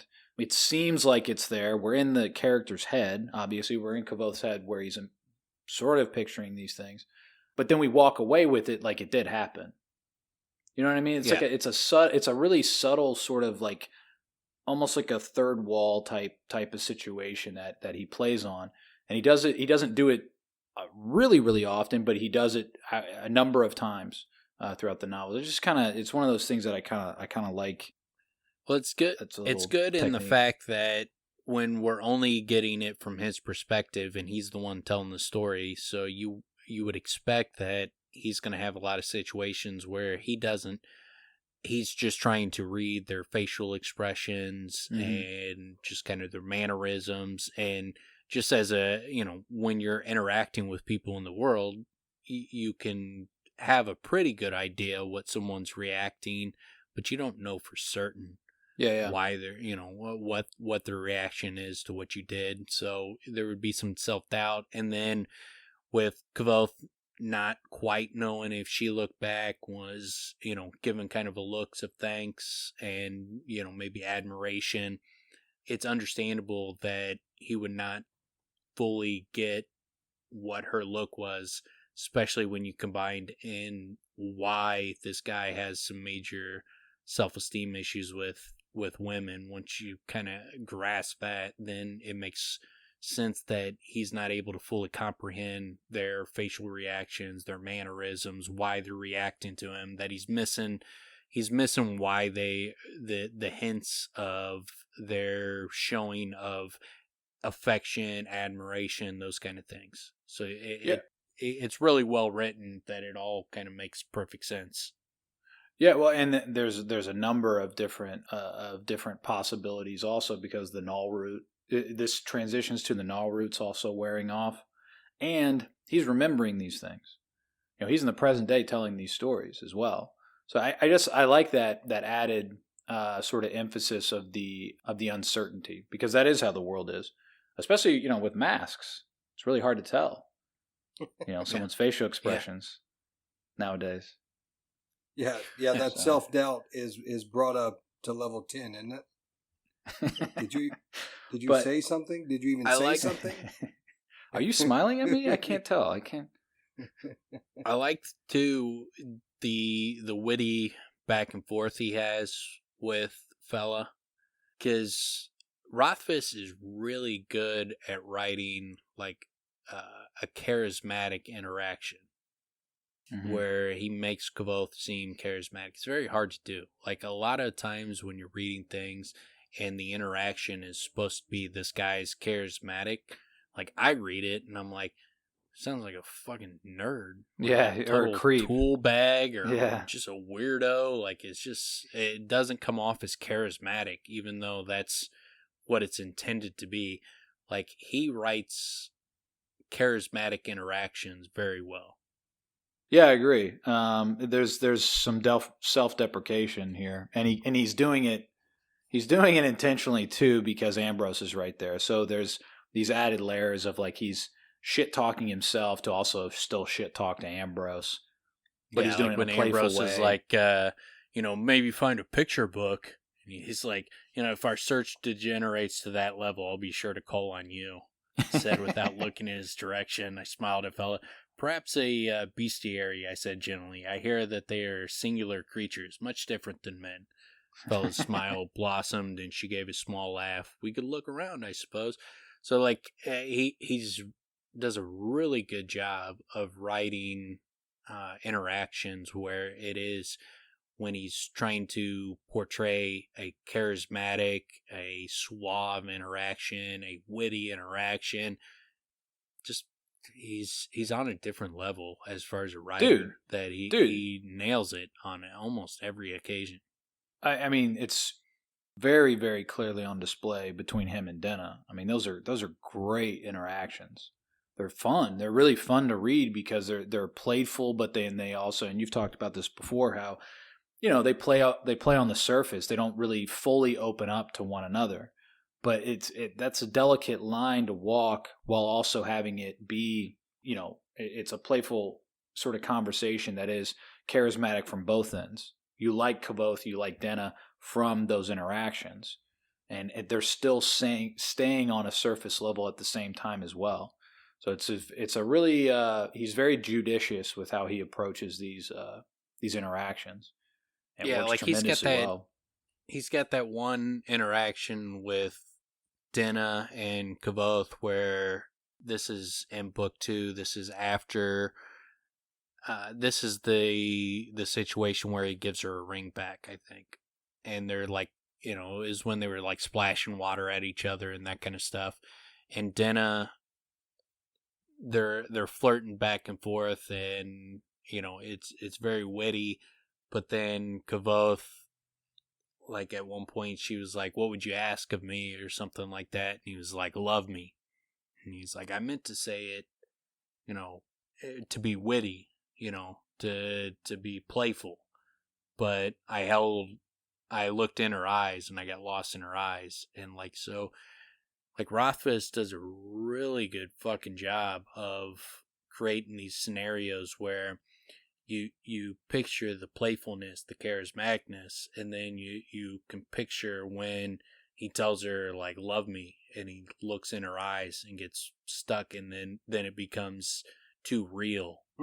Like the conversation's too not awkward, just it's too real for between them. So like that's a perfect example, in my opinion, of how well this guy is as a writer, of writing conversations between characters and expressing their emotions or expressing witticisms or charismatic interaction, those kind of things.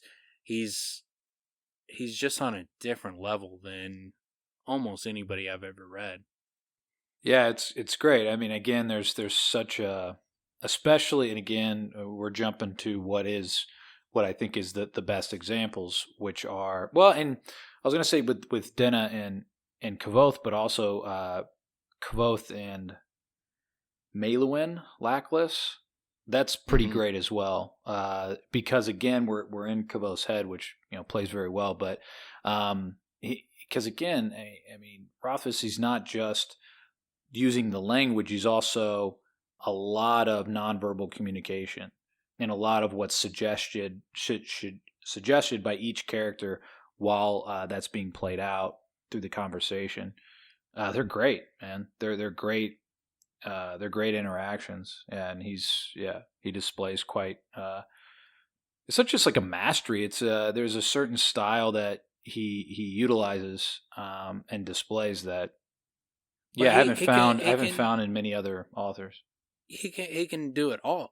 Like to be able to write a character that's charismatic is not easy. Period. You really you almost need to be charismatic yourself, and then you need to know how to write it as well. But also like his interactions with Devi, where they have these playful back and forth, the banner, Devi's able to kind of portray back that same kind of charismatic, playful nature, and he can take all these different types of conversations you can have, all these different types of moments, and all these different types of personalities where Sim is very naive, and Sim is very gullible, and Sim is very ignorant in a lot of aspects.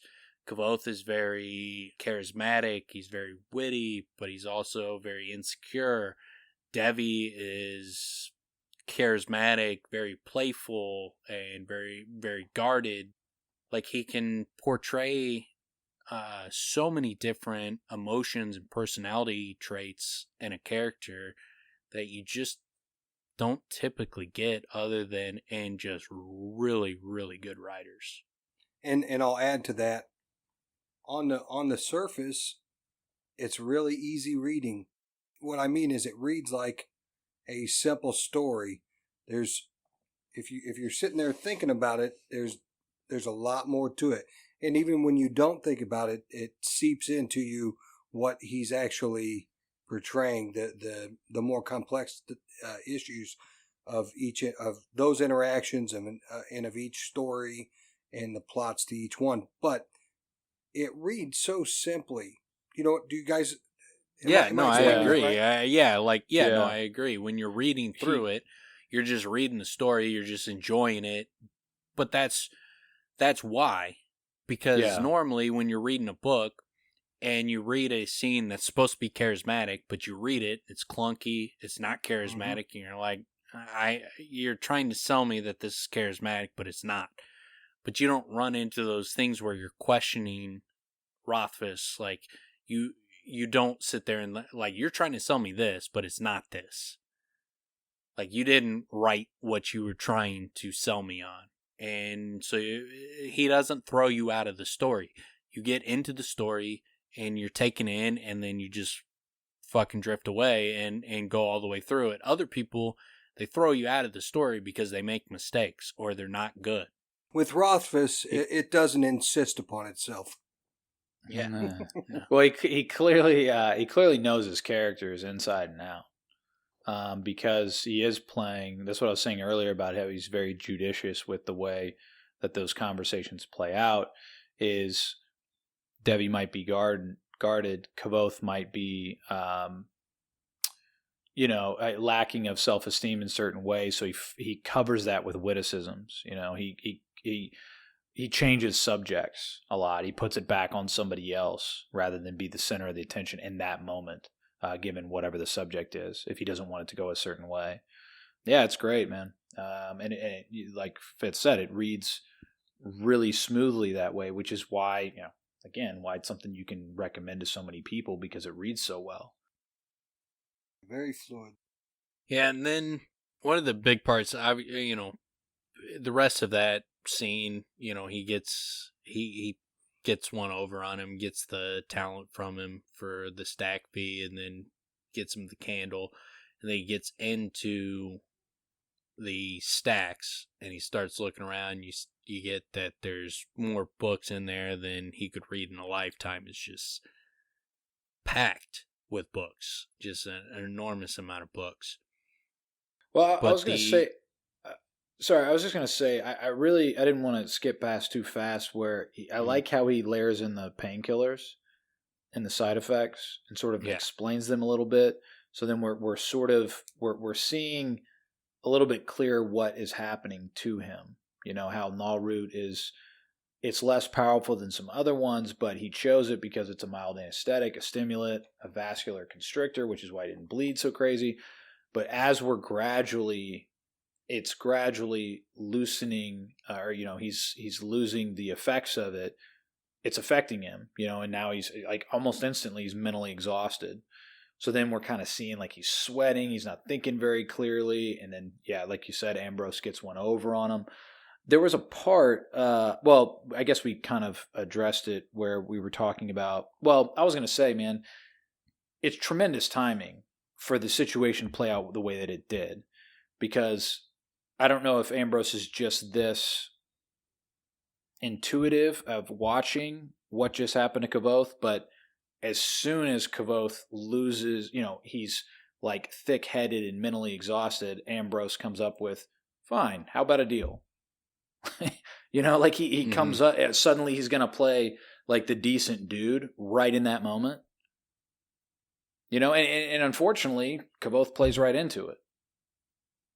But the timing's freaking perfect for that to happen in the way that it did. Yeah, it's really well done on the audio, because the guy reading Kvothe's sentences, like, he kind of slurs his speech and he sounds muddle-headed when he's reading Kvothe's part, and in those parts of the audio. This is one of those chapters where it's perfect for the audiobooks. Well, and I think it's describing an emotion that you can't fully describe it in words, but he's able to do a really good job of describing it as he's speaking. Well, and I think this does also this pays a compliment to Ambrose. And Kvothe, he does admit throughout that Ambrose is quite intelligent and he is quite able to take advantage of situations. And he totally does it here. He's not a stupid person. He's a real R. I mean, he's not a stupid person. He's just, he can't match wits with Kvothe, but who can? Yeah. Yeah, and he's obviously, I was going to just say, at this point, we're introduced and realize Ambrose is that type of person who maybe is not someone who excels or exceeds because he's so smart or because he's can do this well, so talented, but he's one of those people who's a manipulator, and he takes he takes advantage of situations where he can. He recognizes Yeah, more than he does. He's smart and he also has power. So and he's not a stupid person, but he does have intelligence and he has power. So he's dangerous. What's on super clear display in this chapter is he is also quite a talented actor. I mean, he does really a tremendous job of how he's explaining, there's a fee, the candles, the whole thing. I mean, it's very, he makes it seem like he does this all day. This is what he does for people every day. This is how it works. This is the normal, this is how things go. This is a standard operating procedure of how it works at the library or at the archives. And he just keeps rolling. And unfortunately, as we know, Kvothe's not in the best of mind states to be able to trust his instincts here. Nah, he gets fucking owned by Ambrose. But then he gets into the stacks, and then he runs into the 4-plate door. And that's one of the parts that I wanted to kind of dig into, because it was quite by accident that I found the 4-plate door. It was made of a solid piece of gray stone, the same color as the surrounding walls. Its frame was 8 inches wide, also gray, and also one single seamless piece of stone. The door frame fit together so tightly that a pin could not slide into the crack. It had no hinges, no handle, no window or side paneling. Its only features were 4 hard copper plates. They were set flush with the face of the door, which was flush with the front of the frame, which was flush with the wall surrounding it. You could run your hand from one side of the door to the next and hardly feel the lines of it at all. In spite of these notable lacks, the expanse of gray stone was undoubtedly a door. It simply was. Each copper plate had a hole in its center, and though they were not shaped in a conventional way, they were undoubtedly keyholes. The door sat still as a mountain, quiet and indifferent as the sea on a windless day. This was not a door for opening. It was a door for staying closed. In its center, between the untarnished copper plates, a word was chiseled deep into the stone: Valeritas. The 4-plate door is obviously a monstrous thing to have conjecture on. There's a lot to it. So like the first thing I would bring up is Veritas in Latin means truth. So Valeritas wouldn't surprise me if it means something similar to the Latin term which is veritas, which means truth. Because like when you think of like Haliax, hal means breath. So that's where people get breath of Ajax, is because of the Latin term for hal. So I would be surprised if Veritas and Valeritas don't have a similar connection as far as the Latin meaning of the word and what this means as well. Also, probably Valerian in A Song of Ice and Fire is one of the oldest. Actually, probably doesn't have anything to do with that, but it might be a little kicker. It could be a kicker to all of us fantasy fans to say, this is kind of like that. Rothfuss has not read those books. Is that right? Yep. Someone had to tell him Valeritas. How could it be so similar? Valeritas, Valerian. He's not a big reader, huh? He's not a big fan of books. I think it's more likely Veritas. Yeah, I'm not really. He's a big reader, but he's never read those books. At least he had definitely not read them by the time he read this. But by the time he wrote this, I don't know if he's read it in the last year or so, but he's never read it. Well, he should. He should take some time off and read them. They're good. No, he should not take time off. He needs to finish the third book, man. That's probably why it hadn't come out. He's been reading A Song of Ice and Fire. I'm sorry. Go ahead, Dan. Beyond just the Valeritas, there's a lot of things that we can dive into, because the copper with the copper door locks, the four locks that look like they're keyholes, are all made of copper. Taborlin's sword in one of the stories is a copper sword. Like Dan, I think it tells us, or no, it was Martin tells the story when they're all Yeah, they together in the argue about woods. And yeah, he's like, he had a copper sword. And they're like, oh, copper sword's idiotic. Taberlin had a copper sword. Kvothe's box has copper locks on it. 4-plate door has copper. Elodin's cage, Elodin's cell. Yeah. copper door, copper in the stone, copper in the woods. So clearly there's something to copper, similar to iron affects the Fae in a negative way. I think copper also has some kind of impact on namers where I think they probably can't name copper. They can't discover the name of copper. And this isn't in the books, but this is someone once asked Rothfuss. They asked him, "Are namers powerless over copper?" And his response was, "You've been reading very closely." Yeah, I was gonna say. So I think copper. There seems to be, it's suggested, right? I mean, Elodin's, the door to Elodin's cell that he was locked in. Yeah, it seems like it seems like sympathists don't have power over it. Like they have to work around it rather than through it. Yeah, namers. It seems like namers don't have power over copper. Copper's clearly important, but there's a bunch of theories surrounding the 4-plate door.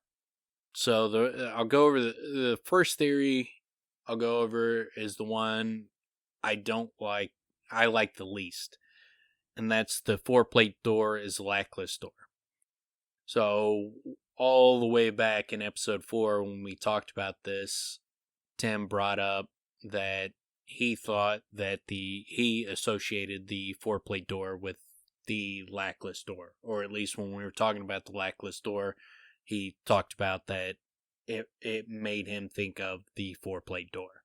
A ton of people think that's what it is. They think the 4-plate door and the lackless door, they think it's the same door. So one of the big pieces of evidence for that is Kvothe.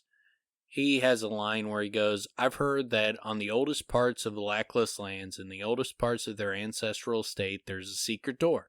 A door without a handle or hinges." Again, a door without a handle or hinges. He watched me to make sure I was paying attention. There's no way of opening it. It is locked, but at the same time, lockless. No one knows what's on the other side. So that would be the strongest piece of evidence that the 4-plate door is also the lackless door. And if it is the lackless door, then that gives evidence that it's probably Ajax locked behind that door, and the Scrael and the Skin Dancers and those groups that are locked behind that door. The reason I dislike the theory is I don't get the sense that Kvothe unleashed hell on the world at the university, that he unleashed the Scrael and the Skin Dancers on the university.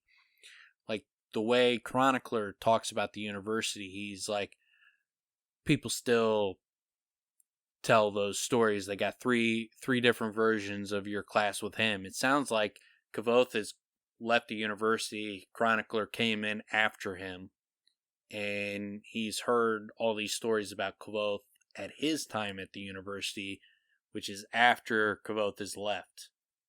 So I don't get the sense that Kvothe destroyed the university and then left, and then Chronicler came there and everything was fine, and they just kind of talk about things. Because it seems like if Kvothe opened up the door and he unleashed hell in the world and unleashed the Scrael and all these things, that there is no more university after that point. But at the point we are at in the story, it does not seem like the university is just gone. Yep, that makes good sense, Dan. And I'll just add to that logic, like, what for that reason, why would they put the university around the gates of hell, so to speak, that someone may be able to open? That just doesn't make sense to me. I could see that they would have like the masters guarded. The problem with the theory, one of the other problems with the theory is you're training all these people how to use magic and how to develop the skills that would probably be needed to be able to open the door to begin with. So why the fuck would you do that?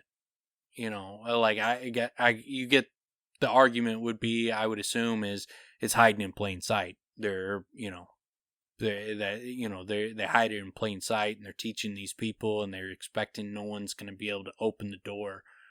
But it just seems like if you're hiding Ajax behind that door and all these terrible things, that you just don't want to, you don't want to fucking have all these kids that are learning magic and learning all these powerful traits, that you're going to be teaching them something that can unleash hell in the world. Doesn't make a lot of sense. Also, what about the Circle of Greystones? Like, what part does that play in the story? If opening that is unleashing hell in the world.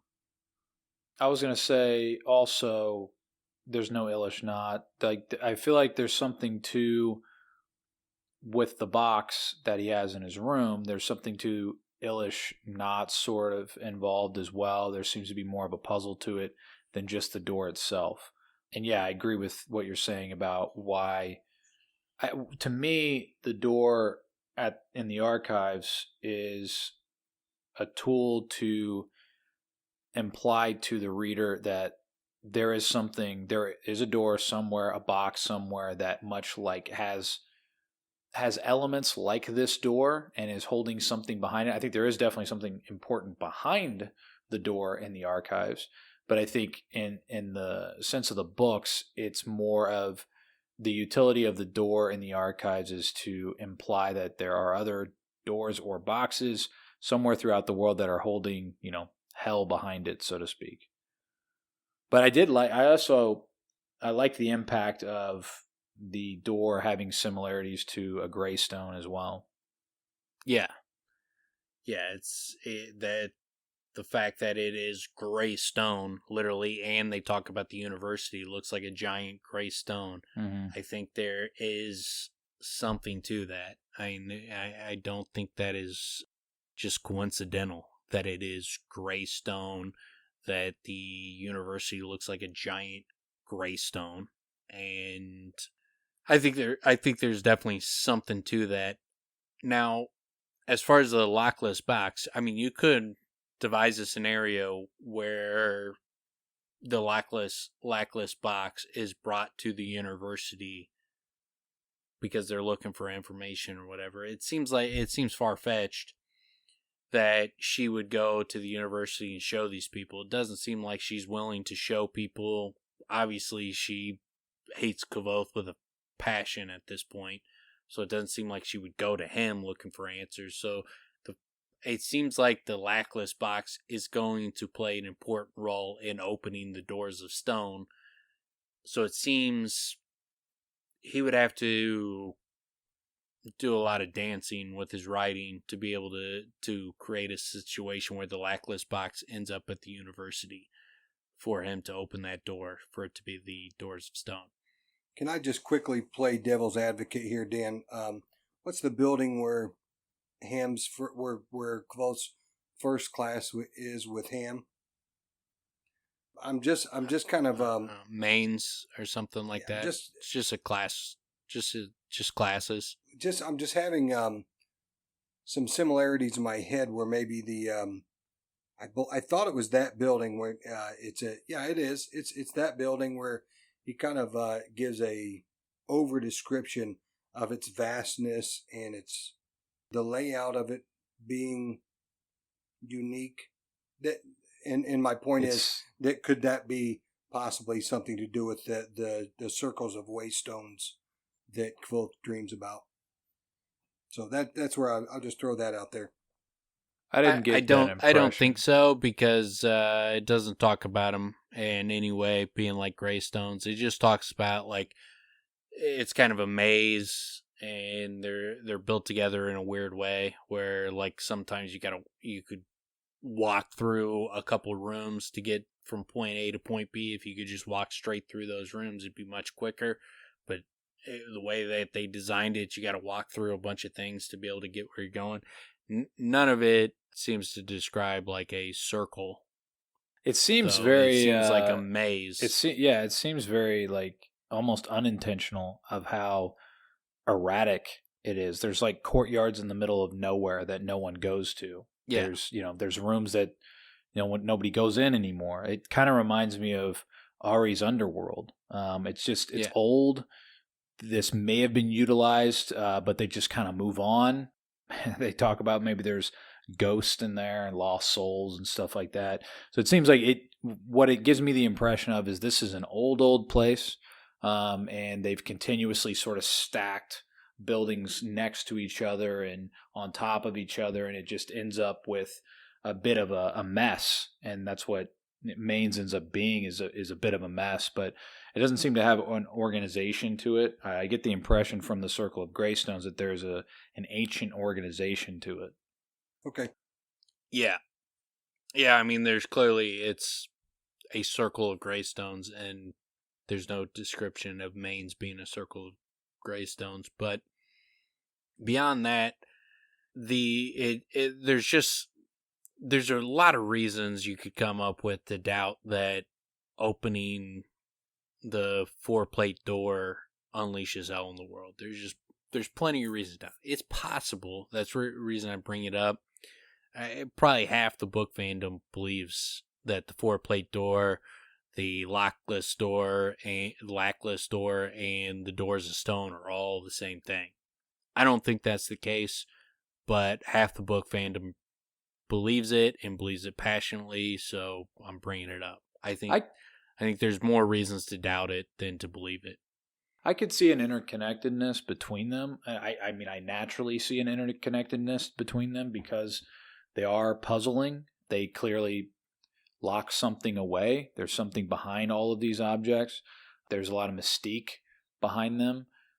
But there's big differences between the thrice locked box. There's more in common between the thrice locked box and the lackless box than there is to the door at the archives. Plus, it talks about the lackless door is on their land. It does not seem like the lackless land is in the Commonwealth. Yeah, we talked about that, probably right? In Ventus. Well, we talked about where the Battle of Drazen Tor is, right? And that's not where the university is. I mean, it's possible you could make the argument that it is. I mean, there's no evidence for it. It is, but there's no evidence exactly where that is. So you could make that argument. That's what I'm saying. You could make a case for that. They're all the same door. All this stuff is the same, but there's no reason to believe like the university is old, lackless land. I mean, there's no evidence that it's old, lackless land. So you're just throwing that in there as just guess. So there's not a lot of evidence. But you're also saying there's not necessarily evidence against that either, is what you're saying. Exactly, yeah. It's more just like so what's the likelihood? You can't shoot it down. You can't say it's 100% wrong, but you can't also definitively prove it right. It's one of the this door is one of those theories where whatever theory you subscribe to, you can't prove it or disprove it. I gotcha. So it becomes more of I've read these books, I have an idea of what Rothfuss is doing, and I'm making the most logical conclusion based on what I think he would most likely do. Yeah. And you also get like people get very passionate about their version is true. They've figured it out, even though they can't fucking point to. They can't just say like, this is what I think. Could be wrong. Could be right. No, it's I'm right. You're a fucking idiot. You stupid person for not agreeing with me. You're a dumbass.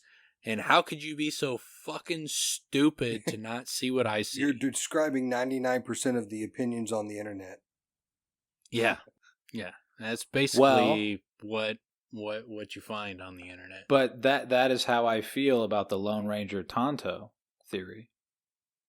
And frankly, the Mario Brothers we've theory. obviously figured it out, but we're doing a podcast. What are they fucking doing? Now, what do they know? They're These talking morons. on the internet like a bunch of stupid people.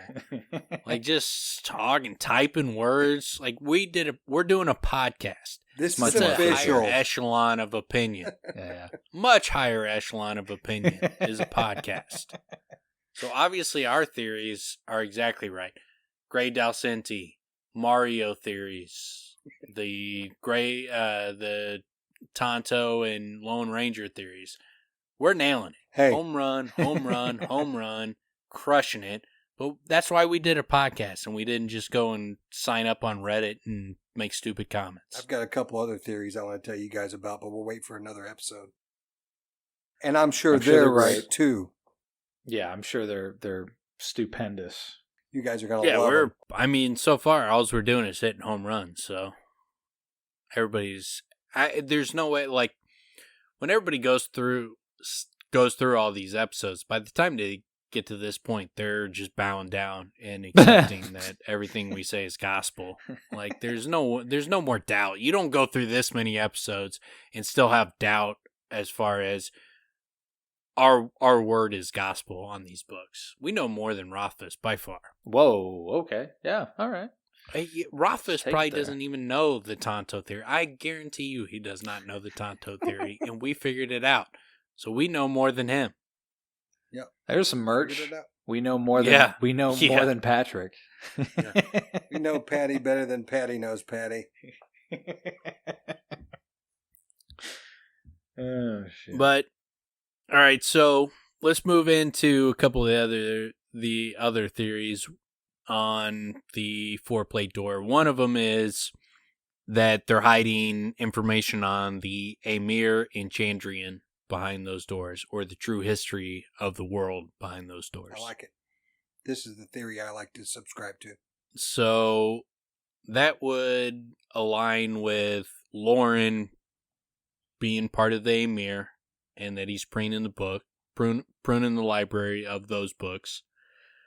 There's So for that, sorry, I just want to jump in real quick. So for that theory, his predecessors, that's why obviously the archives are taken very seriously. They've had these different sort of battles, not physical battles, but battles where people burned books and had theories on how to organize the library. So whoever is the master, what is Lauren? Well, I guess the master, it doesn't matter. librarian. He's archivist. Whoever's Yeah. the master archivist seems to probably then, if that theory is correct, be also in the same circles, right? Well, you would think the Amir would want to be in that position, or at least controlling that position, or fucking with them, or screwing with them, stopping them from doing what, if they're not part of the Amir, stopping them. Or like Kaliptena, they burned a massive portion of the history of the world when Kaliptena burned. I would be surprised if the Amir weren't the ones that burned Kaliptena to the ground. So the Amir could similar be to like burning of the Library of Alexandria. Like I'm betting the Amir are trying to hide information from people that they don't want out. So the Amir could be, basically running the archives or manipulating the person who's running the archives to do their bidding. Yeah, for sure. That's kind of the way I see it. It's intriguing. And then also along those lines of like just hidden information being behind there, when Old Cobb is telling a story, it comes later on in book one. Starts off, Chronicler is telling a story about Kvothe to the bar regulars, and Old Cobb is like, "No, you're getting it wrong. No, you're getting this part wrong." And then he never takes over the story. Yeah. And he takes over the story, and at one point he's like, So Kvothe uses a dark magic that he found locked away in a secret book in the university. He speaks 3 terrible secret words and calls up a demon. Now, when Old Cobb is telling that story, he's mixing up a ton of different parts. Like when he's talking about that specific part, he's he's talking about when the guys robbed him and and he called, quote unquote, called lightning and fire on those two guys that tried to rob him, that Ambrose hired to kill him. Yeah, when he blinded when them he left with, the sulfur salt or whatever it was. Yeah, exactly. And so that's the story that old Cobb is telling. But in that story, he mixes parts from Traben. He mixes parts from his escaping punishment from whatever when he's brought up on charges by the church. And he's mixing stories when he attacks Ambrose and breaks his arm. So old Cobb is mixing up a bunch of stories, but they're all pieces of truth. There's some truth behind everything he says. There's understandable reasons behind it. He's just combining all these stories into one. Even though he's combining like 5-6 different stories into one, every little piece, we know what piece he's talking about, except for this one where it's Kvothe uses a dark magic that he found locked away in a secret book in the university. So that makes you think that it's possible that there is some secret knowledge behind the 4-plate door that Kvothe finds. And that's probably the biggest piece of evidence is old Cobb talking about that in the book. So that might be what's behind that door, is just some secret evidence, the location of the Emir, how to become a shaper, or just information that is unknown to him that he would want at this time. That could be possibly what's behind those doors. That is one of the most intriguing things I would say about the archives, is that it's so large, it's so vast, there's so many books. Even with Lauren and however many minions he can have underneath him for so many generations, it's fathomable that they cannot silence the truth, right? There could be a book somewhere in there that can unlock something, that can contain information that someone could wield and open a door, what have you, It's a really interesting variable, to throw in the mix. Can I throw in an aside real quick? When they're talking about, it's been a while since, at this point, it's been a while since I've read through everything, and I don't know exactly where it came from, but somebody's talking about the archives themselves and how they are organized. And at some point in that conversation, whoever's telling Kvothe about why it's so disorganized, he says, and some of the masters might have brought some of the books home, and these books are now lost. Is that? No, they've had different organization methods, and so I don't remember what you would call at a library, the index or whatever it's called, like that you would go and you would look at on where to find a book. Dewey Decimal System. It's it's not that, but yeah, like some kind of system to organize the books. Card catalog. They've had multiple systems. Yeah, like they got these multiple catalogs, and then there's been wars between the different masters, and then one of the catalogs, someone stole that from them. And it was like their whole ledger. Burned that, and so the ledger, so that ledger was lost, and so those books might as well have been lost. I love that. They got to be discovered again. I love that backstory. It's so great because Kvothe is like, well, I could figure this out. It's like, oh really? How would you do that? And then they just keep hitting them with different questions. Okay, then how would you do this? And it's like, and the whole way they lay that out, where they explain. There's been tens of thousands, endless amount of people that think they know the way to do it. And once they take over, they then try to do it. Now, are you going to undo what the previous person did? Because if that's your plan, this is what's happened in the past. And these people thought they knew how to do it. And then, like Dan said, I can't remember the group. For some reason, Red pops in my mind. I don't think that's right, but there's some group that they had their system, and then someone burned the ledger that they had. So yeah, all these books are basically lost. They're not lost off the earth. They're lost somewhere in the archives. Yeah. Yeah, exactly. So it's just a mess. It's a mess. But they have the scrivs. They have some sort of a system in itself. But it's deep. It goes super. It's vast in terms of the amount of books that are out there. That's what I was saying earlier. That's what I like about that variable so much, because the information. I mean, that's what Rothfuss is doing here. Is he's suggesting this is a world built on stories. The stories unlock the truth. The truth is also locking evil that can be unleashed. That truth is possibly attainable within books somewhere. We don't know exactly where.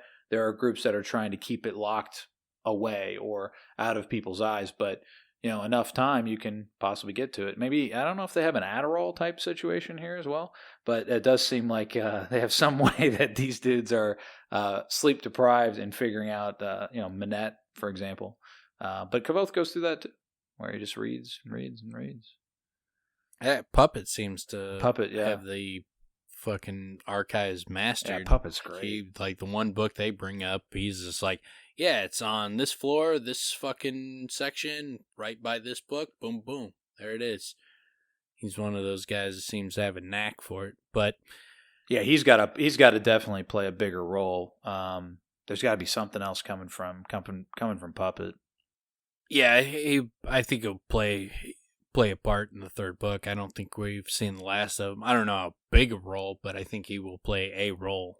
But beyond that, like the third theory is the one I think holds the most weight, and that is Fela's sleeping king behind the 4-plate door. So there's a point where Kvothe and Fela are talking about the 4-plate door and, what's behind it. Fela says, I had a dream about the door once. Valeritas was the name of an old dead king. His tomb was behind the door. So I'm going to go into part of my reason on, I'm not going to go into the full scope of why I think this is the right answer, because there's one aspect of it that it'll come up later that we need to wait for, because it's going to be a whole nother rabbit hole we'll have to dive down.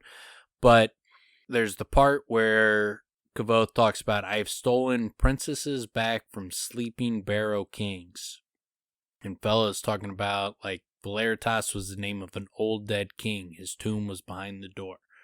And when he's in Traben with Denna and they're looking for the Chandrian wiped out that family that found that old Chandrian Mothin Farm piece of pottery or whatever it was at the Mothin Farm.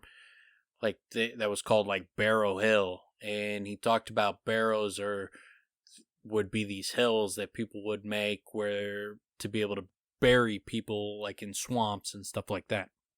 So the reason like I'm drawn to that is, one, I don't think Fela is just random mention of a dream about there being an old king behind that door. I don't think it's random. I think that was the clue.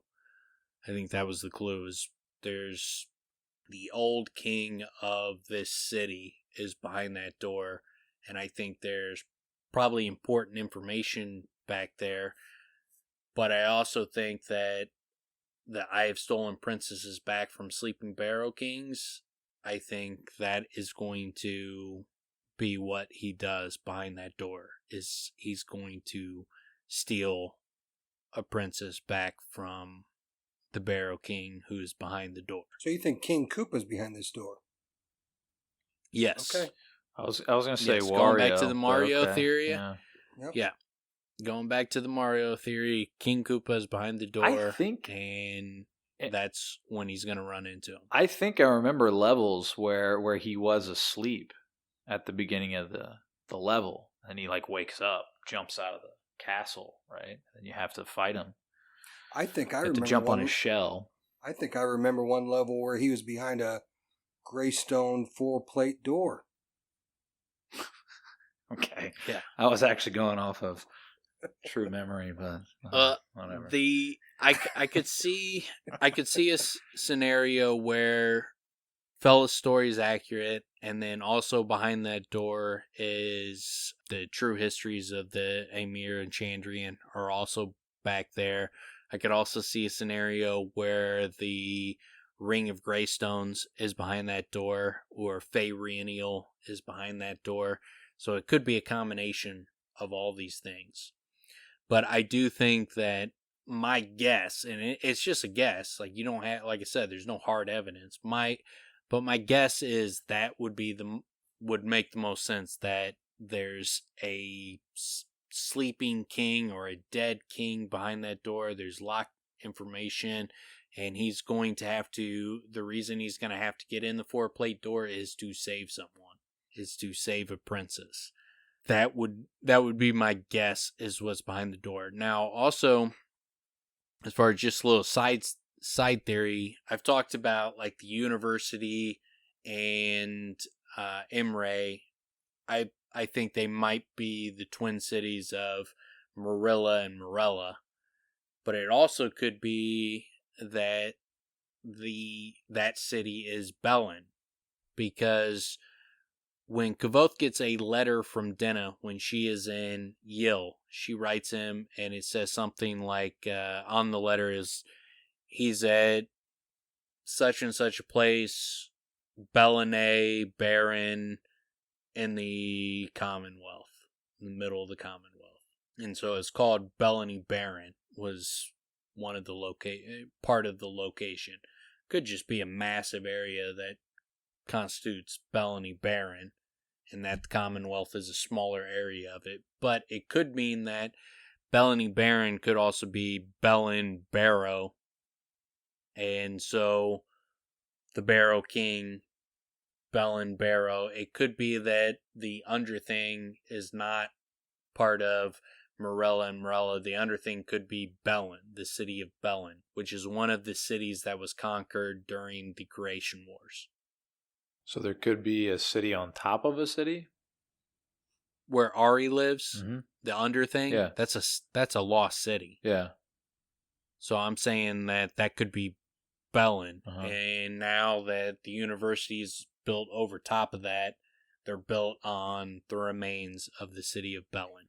Well, does that make sense? Yeah. and I'm just now starting to read Ari's story, a side story, so that would lend a lot of credence to at least the theory that it's obviously a city down there. For sure. I mean, it's clear it's a city. I mean, even just from just these two books, it's clearly a city, and it's a lost city. So I think it's clearly a city from the Creation War. It's just a matter of is it one of the twin cities, Morella, or is it Bellin? I could see it being Bellin, and if it's Bellin Barony, I could see that the Barrow King is behind the 4-plate door, and it's Bellin Baron is because of, Bellany Baron is because it's Bellin the city, and the Barrow King is behind that door. But also what's interesting about Bellin, just in particular, is they talk about Lanre and Lyra save Bellin from like a surprise attack. Like in Scarpy's story, he talks about how Lanre and Lyra saved Bellin from like a surprise attack that they would have been destroyed from had they not been there to stop it.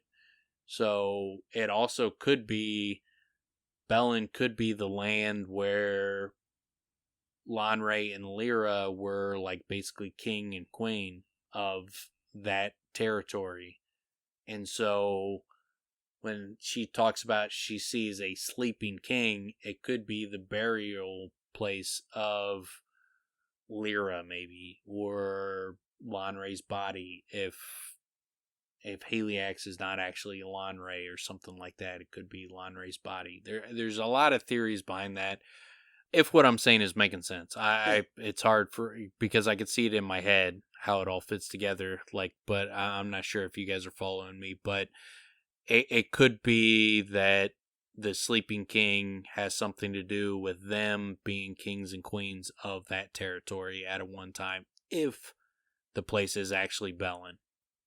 Yeah, no, it is starting to. It makes bits and pieces of sense, Dan. I can't act like I grasp the whole thing yet, but what you're driving at least makes some sense. Does it make when I talk about like Bellin? Do you guys understand? Do you know what I'm talking about as far as Bellin? Yes, that it's one of the cities that Tim. got conquered from the story that Scarpy told about the creation wars. It was one of the 7 cities that got conquered by Lonray.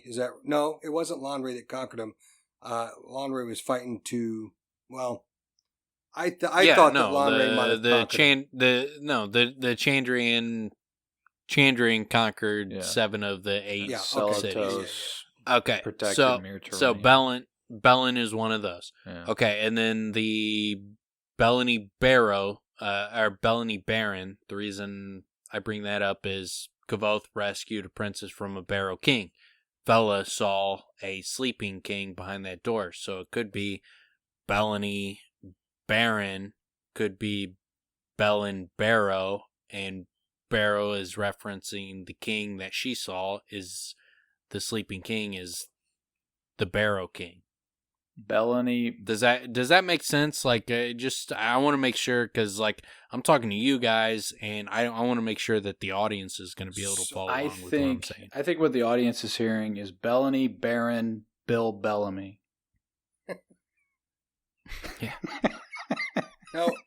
There's literally, I guarantee you there's like 5 people that will listen to our show that has any idea who Bill Bellamy is. They should look it up. All you're doing is you might as well be bringing up your fucking Bellany, your Christmas Story Bellany, or whatever the stupid movie is. Like, you're bringing up old Players shit. Club. No, nobody fucking pays attention to. Bellany Baron, Bobby Bonilla, still being paid by the Mets. I thought he was on the Padres. You've lost everybody. you guys are losing fucking everybody. You guys are so old. All right. I'm dealing Bill with Buckner. So old. Seriously though. Wait a minute. Do you guys? No, I'm going to bring it back. All right. Just no. So you're bringing up a few things. You're bringing up areas of land. You're also bringing up possibilities of who could be this king, this sleeping king. I personally like the idea more of a Lonray or Lyra, simply because I see more clearly the implication that would come from the importance that would come from one of them. I don't see as clearly this Barrow King, because I don't see the ramifications of who this person is, who that person would be, or what you're saying is so there's a tomb and there would be a princess that's freed. Well, we get from Kvothe, he says, I rescued princesses from I stole princesses from the Barrow King. Mm-hmm. Okay. And then Fela talks about she saw a sleeping king behind this door. And the territory is called the Bellany Baron. So what I'm saying is it could be that the Bellany Baron, that this city that Ari, the underthing, could be Bellin. That the reason they call it Bellany Baron is because this Barrow King is the sleeping king that Fela saw behind the 4-plate door. Well, it could be that And so her seeing that, I think, like, through time, it could be that Bellin and this Barrow King got transformed to Bellany Baron. That's the connection that I'm trying to get you guys to see. If there's a sleeping king, is it insinuated this king is still alive? And if that's the case, is it a Fae type situation where they can go into an area and, last through time? Could be. I have no idea on that. I don't know what's going to happen if, he meets this king, but it sounds like if he stole princesses from the Barrow King, I'm guessing that king's still alive. So, well, yeah, sleeping, right? So to me, that suggests that maybe like in the Fae. I mean, obviously I don't know. I'm speculating, but yeah. It's the theory that I will add more to it as we go along. I don't like the other aspect of it that I would add to it, as far as the princess, who I think the princess is. We'd have to go down a whole nother rabbit hole, and I think it would make it more confusing. I just want to make sure, like, you guys kind of get that where, like, the Barrow King and Bellany Baron could kind of fit together with Fela saying a sleeping king. It's called the Bellany Baron. Could be Bellin, could be Baron comes from the king, the sleeping king that she sees, the Barrow King. That's how those pieces could fit together, if that all makes sense. Well, could it be, Dan, that Bellany is what you say it is, and it's the under thing, and it's barren, like the desolate barren. Yeah, I was thinking that. I mean, too. It would still be the same. It could be why it has that title. Yeah. So it's incorporating a title that describes what it is now, rather than what it was. Because it's both, right? It's Bellany, but now it's barren. Yeah, I see what you're saying. It could.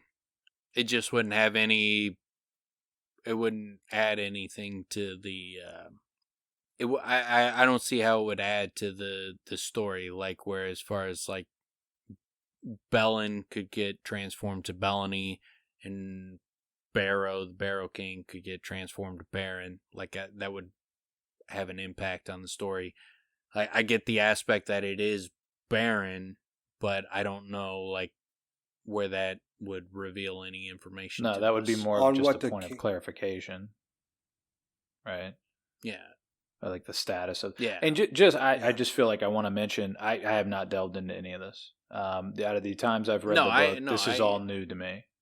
So... Like I said, but like we've gone through, and I mean, there's multiple different theories, and like I said, there's no concrete evidence one way or another, so it's impossible to know which one is right and which one is wrong. Okay, well, in that case, I disagree.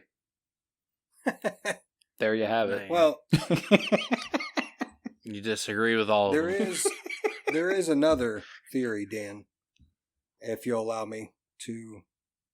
No, we're moving on. I will not allow it. No, I just felt like mentioning it only simply because, so the audience at least knows, this is all, I've never gone this far. I've gone through the books a few times, but I've never gone deep on theories such to this extent. Yeah, so right on. What were you going to say, Fitz? Oh, I'm allowed to now? Okay. Well, only because when you ask, I definitely am motivated to say no.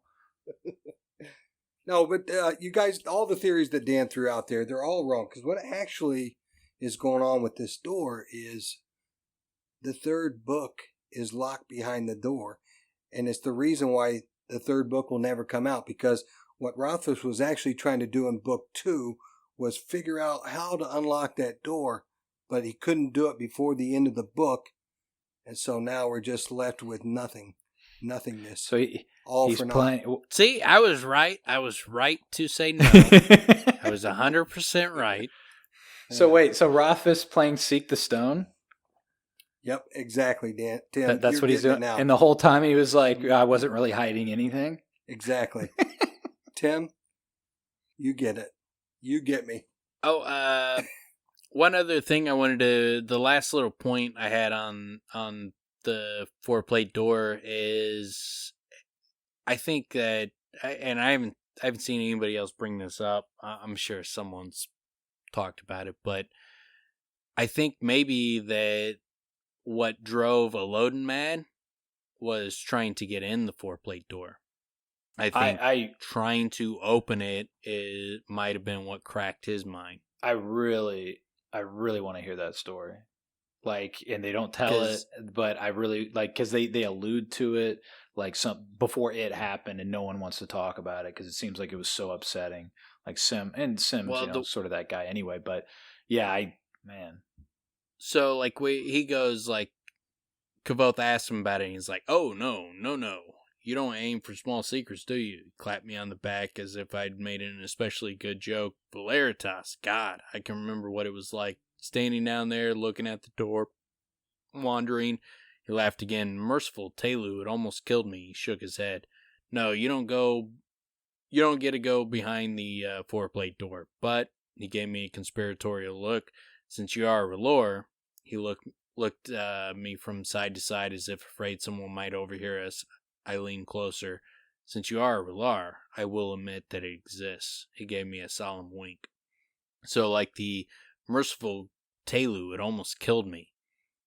You think that's suggesting, knowing the way he speaks and the way he talks, and like how there's almost hidden meaning behind everything he says, it leads me to believe that maybe he lends Kvothe to believe that they know what's behind the door and they have access behind the door. It could be that that's not the case, and that he's actually, when he's saying it almost killed me, he's being literal.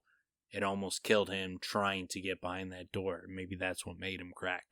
That's, as far as like going through both books, that's my only guess on what's made him crack, is trying to get behind that door. So could it be that that door is those four doors that we're always talking about, the doors of forgetting, and the doors of sleep, forgetting, madness, and then death? And I mean, could be. I just don't know how it would fit together. I don't either. I just see a correlation there. I like that theory about Elodin, because I just read that and I was like, man, I want to know what happened. I want to know, because he's got such an amazing like mind and instincts, and you know, when he goes and sees his little buddy there, and we go to the rookery. Yeah, it just was really intriguing to me. It's sort of, I want to know that story, and that actually speaks to it. Yeah, I get the idea that like just opening doors like this would be there'd be an extreme cost you'd have to pay, and I think that he tried to pay the cost, and it almost killed him, almost fucked his mind, where he went crazy for a couple of years. Like, he's very powerful, and he lost his mind for a couple of years. That's like saying a lot. It seems like the four-plate door would be the spot in the university, would be like trying to open that door. Seems like a logical place for an explanation on what cracked his mind. It would be trying to open this door. Yeah, that third door. But outside of that, on this chapter, you know, the end of it is him, you know, getting caught with the fire and getting dragged out there to meet his fate. And then Lauren he's just ruthless and does not give a fuck what his explanation was. Kvothe's like, oh, if I could only have thought of the proper words. Like, nah, dude, you've lost Lauren at that point. There's no words. Once you walked in there with the candle, you were done. Doesn't matter if Ambrose tricked you into it. Like, he would think just as badly of you if you got tricked into it as if you had done it willingly. Lauren does not give a shit about your excuses. Yeah, he makes that. Lauren's probably got a tattoo on his chest. Excuses are like assholes. Everyone's got one, and they always stink.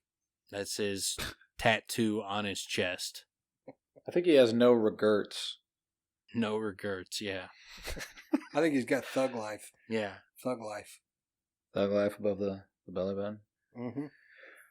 I did want to revisit real quick, because there were a couple things that I liked a lot. I like Kvothe talking of himself, saying that he wanted to get inside the door so badly he could taste it. It probably shows a perverse element of my personality, that even though I was finally inside the archives, surrounded by endless secrets, that I was drawn to the one locked door I had found. Perhaps it is human nature to seek out hidden things. Perhaps it is simply my nature. I like that. I think it speaks to, what stirs him. And I think, to a degree, I think there's going to be an element of his own curiosity that's going to pit him into a position where he has to make that difficult decision. And I think what we end up finding is that he does open a box or a door, something of this nature, and he does it on noble grounds. But I think part of it will be his own, arrogance and his own abilities mixed in with his own curiosity, his own thirst for knowledge and power. Maybe power is not the right word, but I don't know. I think that kind of speaks to it to a degree. Well, I think it's where he's going to find his answers about the Chandrian anyway. I think he's naturally, it's not human nature. I think he's actually naturally drawn to it because that's where his answers are. Well, yeah, he doesn't really exactly know, right? But this is what's, this is his whole motivation, right? This is his purpose in life.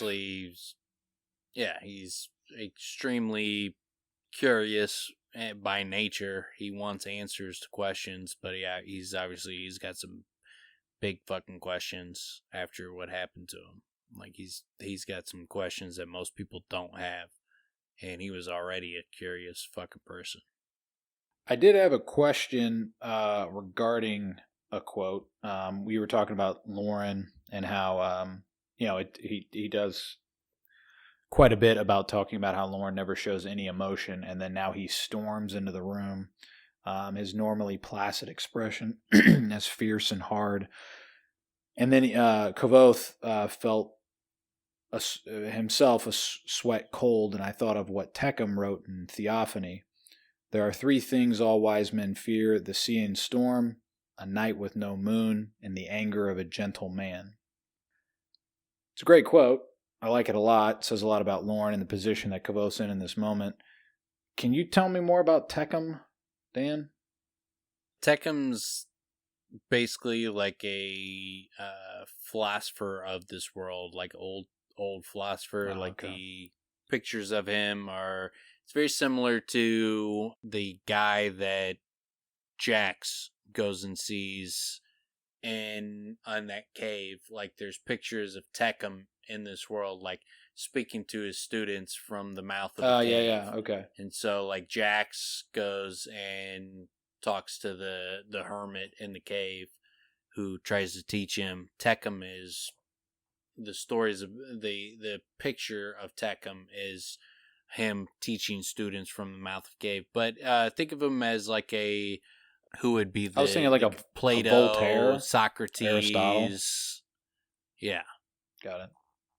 I like it. It's a great quote. I remember hearing the name a few times, but I was thinking of it. He comes up a lot. I was thinking of it in that respect, because he's not in Scarpy's story. He's not in he's not in those stories. So I didn't think he was. Some people believe that he is the hermit that Jax talked to, that basically that set him on the path to go capture a piece of the moon. Like that he was that guy. They think that he was actually that guy. I don't get that impression from the story. Seems like Tecum was a human. Mm-hmm. Yeah, that's what I was going to say. Yeah, because he's not in those. He's not in those stories. At least, not named in those stories. No, he's not named. So I don't get the impression, but there is some similarity to it. But I think of it more as like Kvothe's story mirrors Lanre without him actually being Lanre and having to go down the same path, whereas Jax meeting the hermit on the mouth's cave mirrors Tecum teaching his students from the mouth of a cave. Like, I just think that the way Rothfuss wrote this history of the world is a lot of different events mirror each other, or the stories that people tell, they reach to things that are very familiar. They try to tell stories like when Kvothe tells the story about his time with Florian. He tries to tell them the points that would make sense to them. Like, I needed to get 3 gifts from her and things like that. Mm-hmm. The things that they expect to know from the story. So I think a lot of it is the reason the stories are all similar is because that's the stories people will believe. Yeah. is if they have the similar elements. He's talked about that quite a bit, especially and with his father as well. He's kind of taught that way. That's how stories work. You bend the truth to make it believable. Yeah, and what you're talking about, is that like a stained glass like picture on one of the buildings? I can't remember. I feel like it's I can't remember where it is. I feel like he sees that on one of the buildings when he first comes in. There's like a stained glass portrayal. Yeah, something like that. I just can't remember off the top of my head. But something like that. Right on. But yeah, so what you were talking about with Lauren and how like he's done basically, and it's dude, the Kvothe's banishment comes down like a hammer, man. Like it's seemingly sudden. I mean, it's and there's no turning back. It's pretty profound. Yeah, and despite everything that's happened, Lauren even hedges his bet against Kvothe by reprimanding Ambrose. I don't think that there's really anything that they say that he actually, what the punishment actually is, but negligence, something like that. Yeah. Yeah. No, I'm just saying he's okay. Go ahead. Yeah, I just meant whatever it is, whatever the punishment might be, Ambrose doesn't get off scot-free. He also gets his too. Well, I like, and what I mentioned earlier, I mean, Kvothe even says, Ambrose gaped at me, momentarily speechless. For all that I didn't like him, I must give him credit for a masterful performance. So again, I mean, he makes it quite clear, like, he was extraordinarily convincing, and there were, well, I couldn't go there, but yeah, it's, it gets intense really quick. There's tension throughout. I mean, that's one of the great things that's essential for good writing, and Rothfuss always does, is there's always tension. And that tension just, it weaves throughout this in quite an interesting way, because Kvothe's on his heels and we're on our heels with him, and we're riding out the null root losing its effect, and because that's like a variable we don't know how to control, we don't know how to assess for.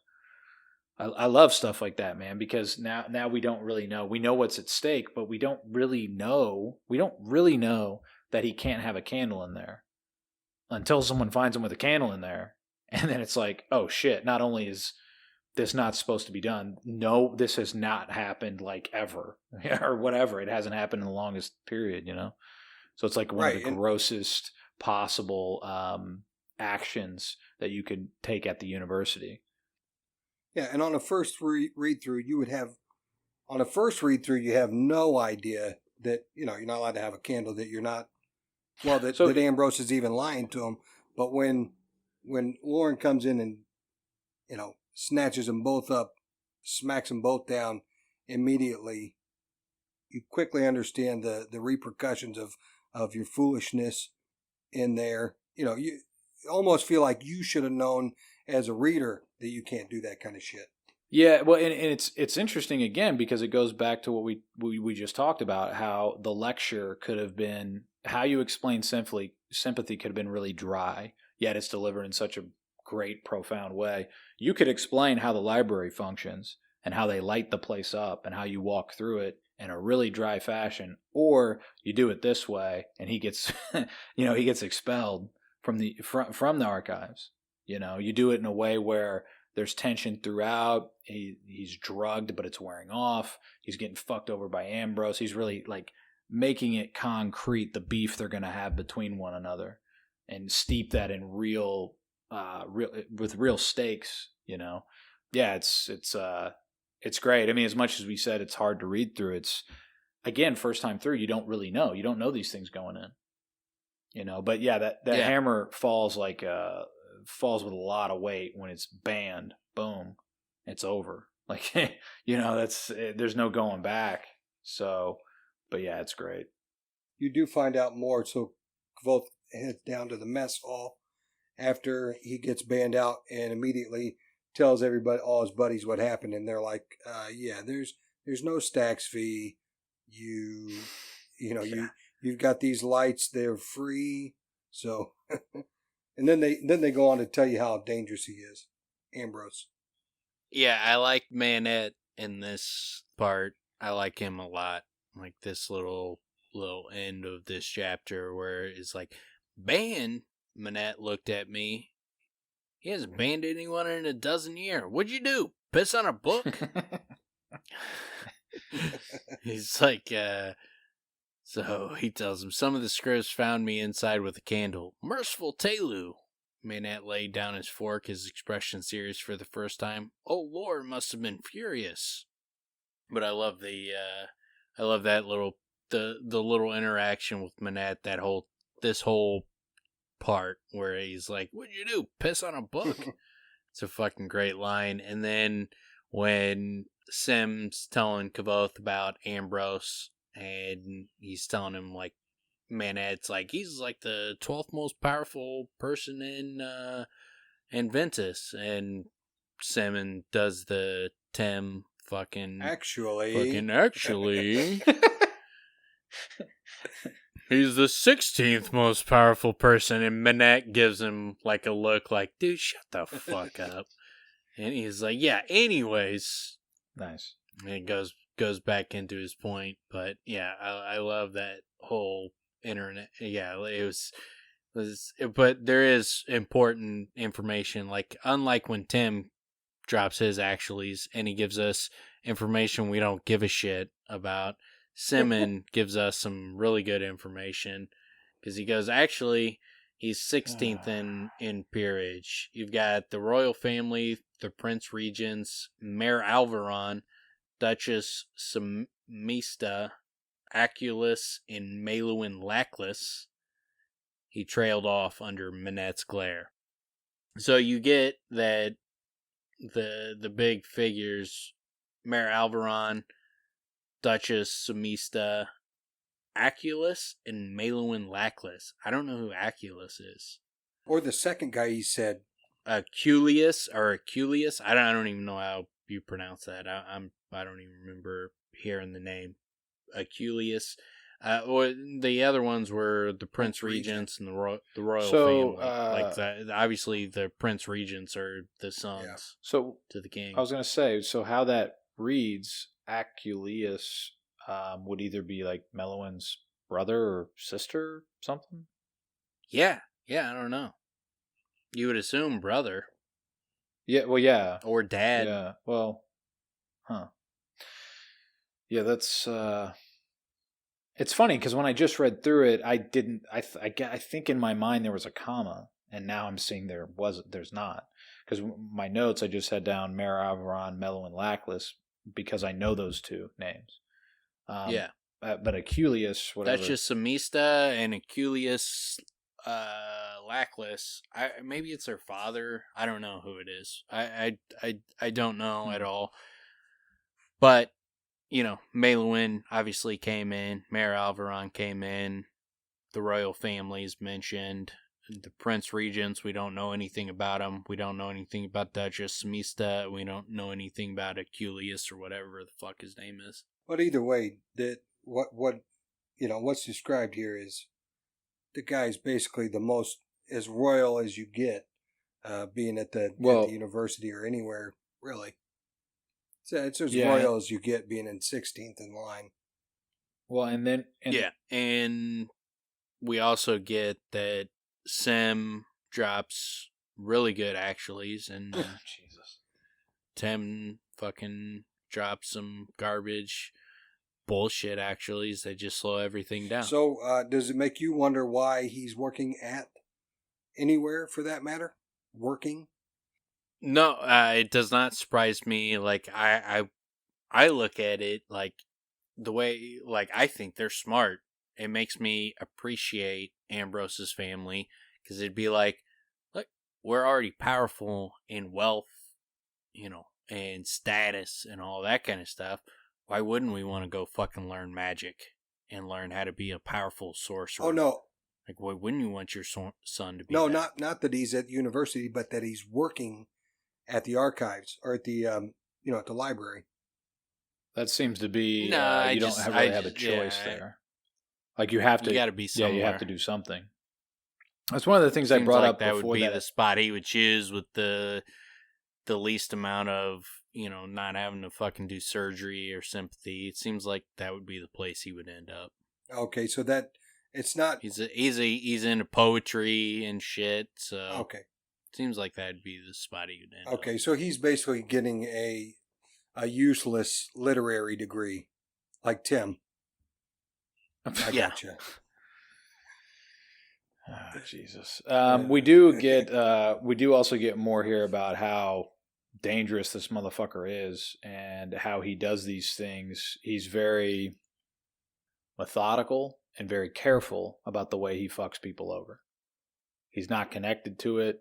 He makes everybody know that he was connected to it, but not in a legal way. So his hands are always clean, but, everybody knows that, he can have somebody just get disappeared, basically. And that that he did, as what I was talking about earlier, is that he did have some girl named, is it Tabitha? Tabitha disappeared, so he's capable of it, and he's done it before. Yeah, a lot of people think Tabitha is Ari. I don't think that is the case, but that is one theory. Is she mentioned again? No, only mention of her. That's why it's a reach to say Ari is Tabitha, and I don't get the sense of meeting Ari that she would be running around bragging about Ambrose is going to marry me. I was going to say, it just does not seem like Ari at all. She would have had to get damaged real severely by this dude because this is a completely different person. From what it sounds like. Also, to put the kibosh on that theory, doesn't Loden talk specifically about, when he is trying to find out more about Ari that it's got something to do with her going crazy like a lot of other people at the university? Or is that just something I assumed? No, there's no talk about what made her snap. She's obviously fucking cracked, but it could be, you could make the case that, Ari was Tabitha. She thought Ambrose wanted her, and then Ambrose completely fucked her over or raped her or something, and that made her crack, and that's why she's the way she is. But no, I don't think that's the case. I think there's stronger evidence to support other theories, but that would be the thin Reed case, is that Ambrose fucked her over and that snapped her, and that's why she's hiding. Okay. We get a little quote from Daonica again, where Kvothe seems to utilize Daonica more times than I remembered, just because of how it sounds when he says these things aloud. But yeah, he's basically telling everybody, "I'm going to war with Ambrose. I don't give a shit who hears it." Yeah, and I also like that when Manette tells him, like, you don't need to rent hand lamps. He's like, I nodded wearily. I'd been right before. Ambrose wasn't half the bastard I thought he was. He was 10 times the bastard. Yeah.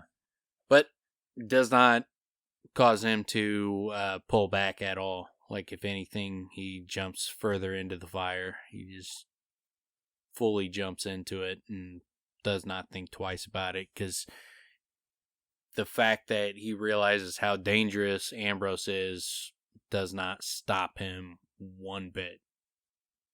It seems to, in a way, it seems to amp him up a little bit further. I mean, not he already has reason, but he seems to take it as a more of a challenge. It seems like he doesn't give a fuck about it at all. Like, it doesn't seem like he thinks about it as a challenge or what. He just does not care. Like, he's got no fucking fear of Ambrose, even though he should.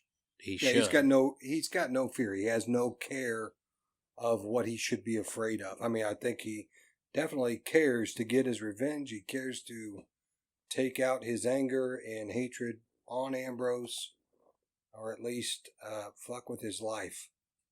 Yeah, he's He's a ballsy dude, man. He's a fucking ballsy kid. Even at his own, he's willing to, at his own risk. He doesn't. Yeah, he just doesn't worry about that. Clearly, I thought that quote was in here that we've talked about quite a bit, where he knows better, yet he still ignores it. But maybe that's in one of the coming chapters, because he actually speaks to it. We spoke about it quite a few times. Speaking of that, Dan, what do we have coming up? Well, we're gonna have his first introduction with Kvothe in Kvothe's class. We get his first real introduction to Elodin, which a story we've talked about a number of different times, with Elodin taking him to the Rookery, the university's asylum. And we got a few different short chapters. I think possibly we'll get into his introduction with Devi as well. Just kind of depends how far we get and how much Tim runs his mouth this episode. Jesus, if he's gonna fucking be talking all the time, then we might not get that far. But if he reins it in, we could get to Devi. I'm gonna be talking. Interesting. Okay. I just gotta be quiet from now on, not say anything. Yeah. Devi's one. I'm just saying, like, if you're just gonna be running your mouth about stupid shit, like, Bill Bellamy, Bobby Bonilla, Bill Bellamy and Bobby Bonilla. If you're gonna be throwing in fucking 1930 references and fucking talking about fucking Fred Astaire and how great an actor he is, like, if you're throwing in these old time references, it's not gonna be adding a lot. It's just gonna be adding time. I was playing for Fitz's alliteration that he likes so much. It was what I was going for. Yeah, I loved it. I loved every minute of it, Tim. I want you to do more. I don't care if we don't get. Devi's one of my favorite characters, but if we don't get to her for 2 or 3 more episodes because you got more alliterations like that, I want to hear them. Oh, all right, I'll bring him in. You know what? I'll splice him in with Armenian idioms, and we'll just keep him going, man. See, I like that Armenian idioms. It's not actually an alliteration, but it's close. I mean, I hate to do this, but I feel like I gotta ban you guys from future episodes. Whoa! So this is just gonna be you talking about shit on your own? Yeah, I think I just gotta take over and just kind of do my own thing. Okay, but you're not gonna have any more concrete theories. I mean, look, we got we banned redheads and people who don't know Seven and people who like old timey stupid movies and black and white movies. I didn't expect we would get to this point where I'd have to ban you guys, but I think I might have to if you guys are going to go down this route. What was the route? What was the problem? The idioms? Is that the problem? Yeah, like Armenian idioms. Like, do you think people are really interested in Armenian? Well, we were talking about idioms. So yeah, I think talking about idioms makes sense when talking about idioms.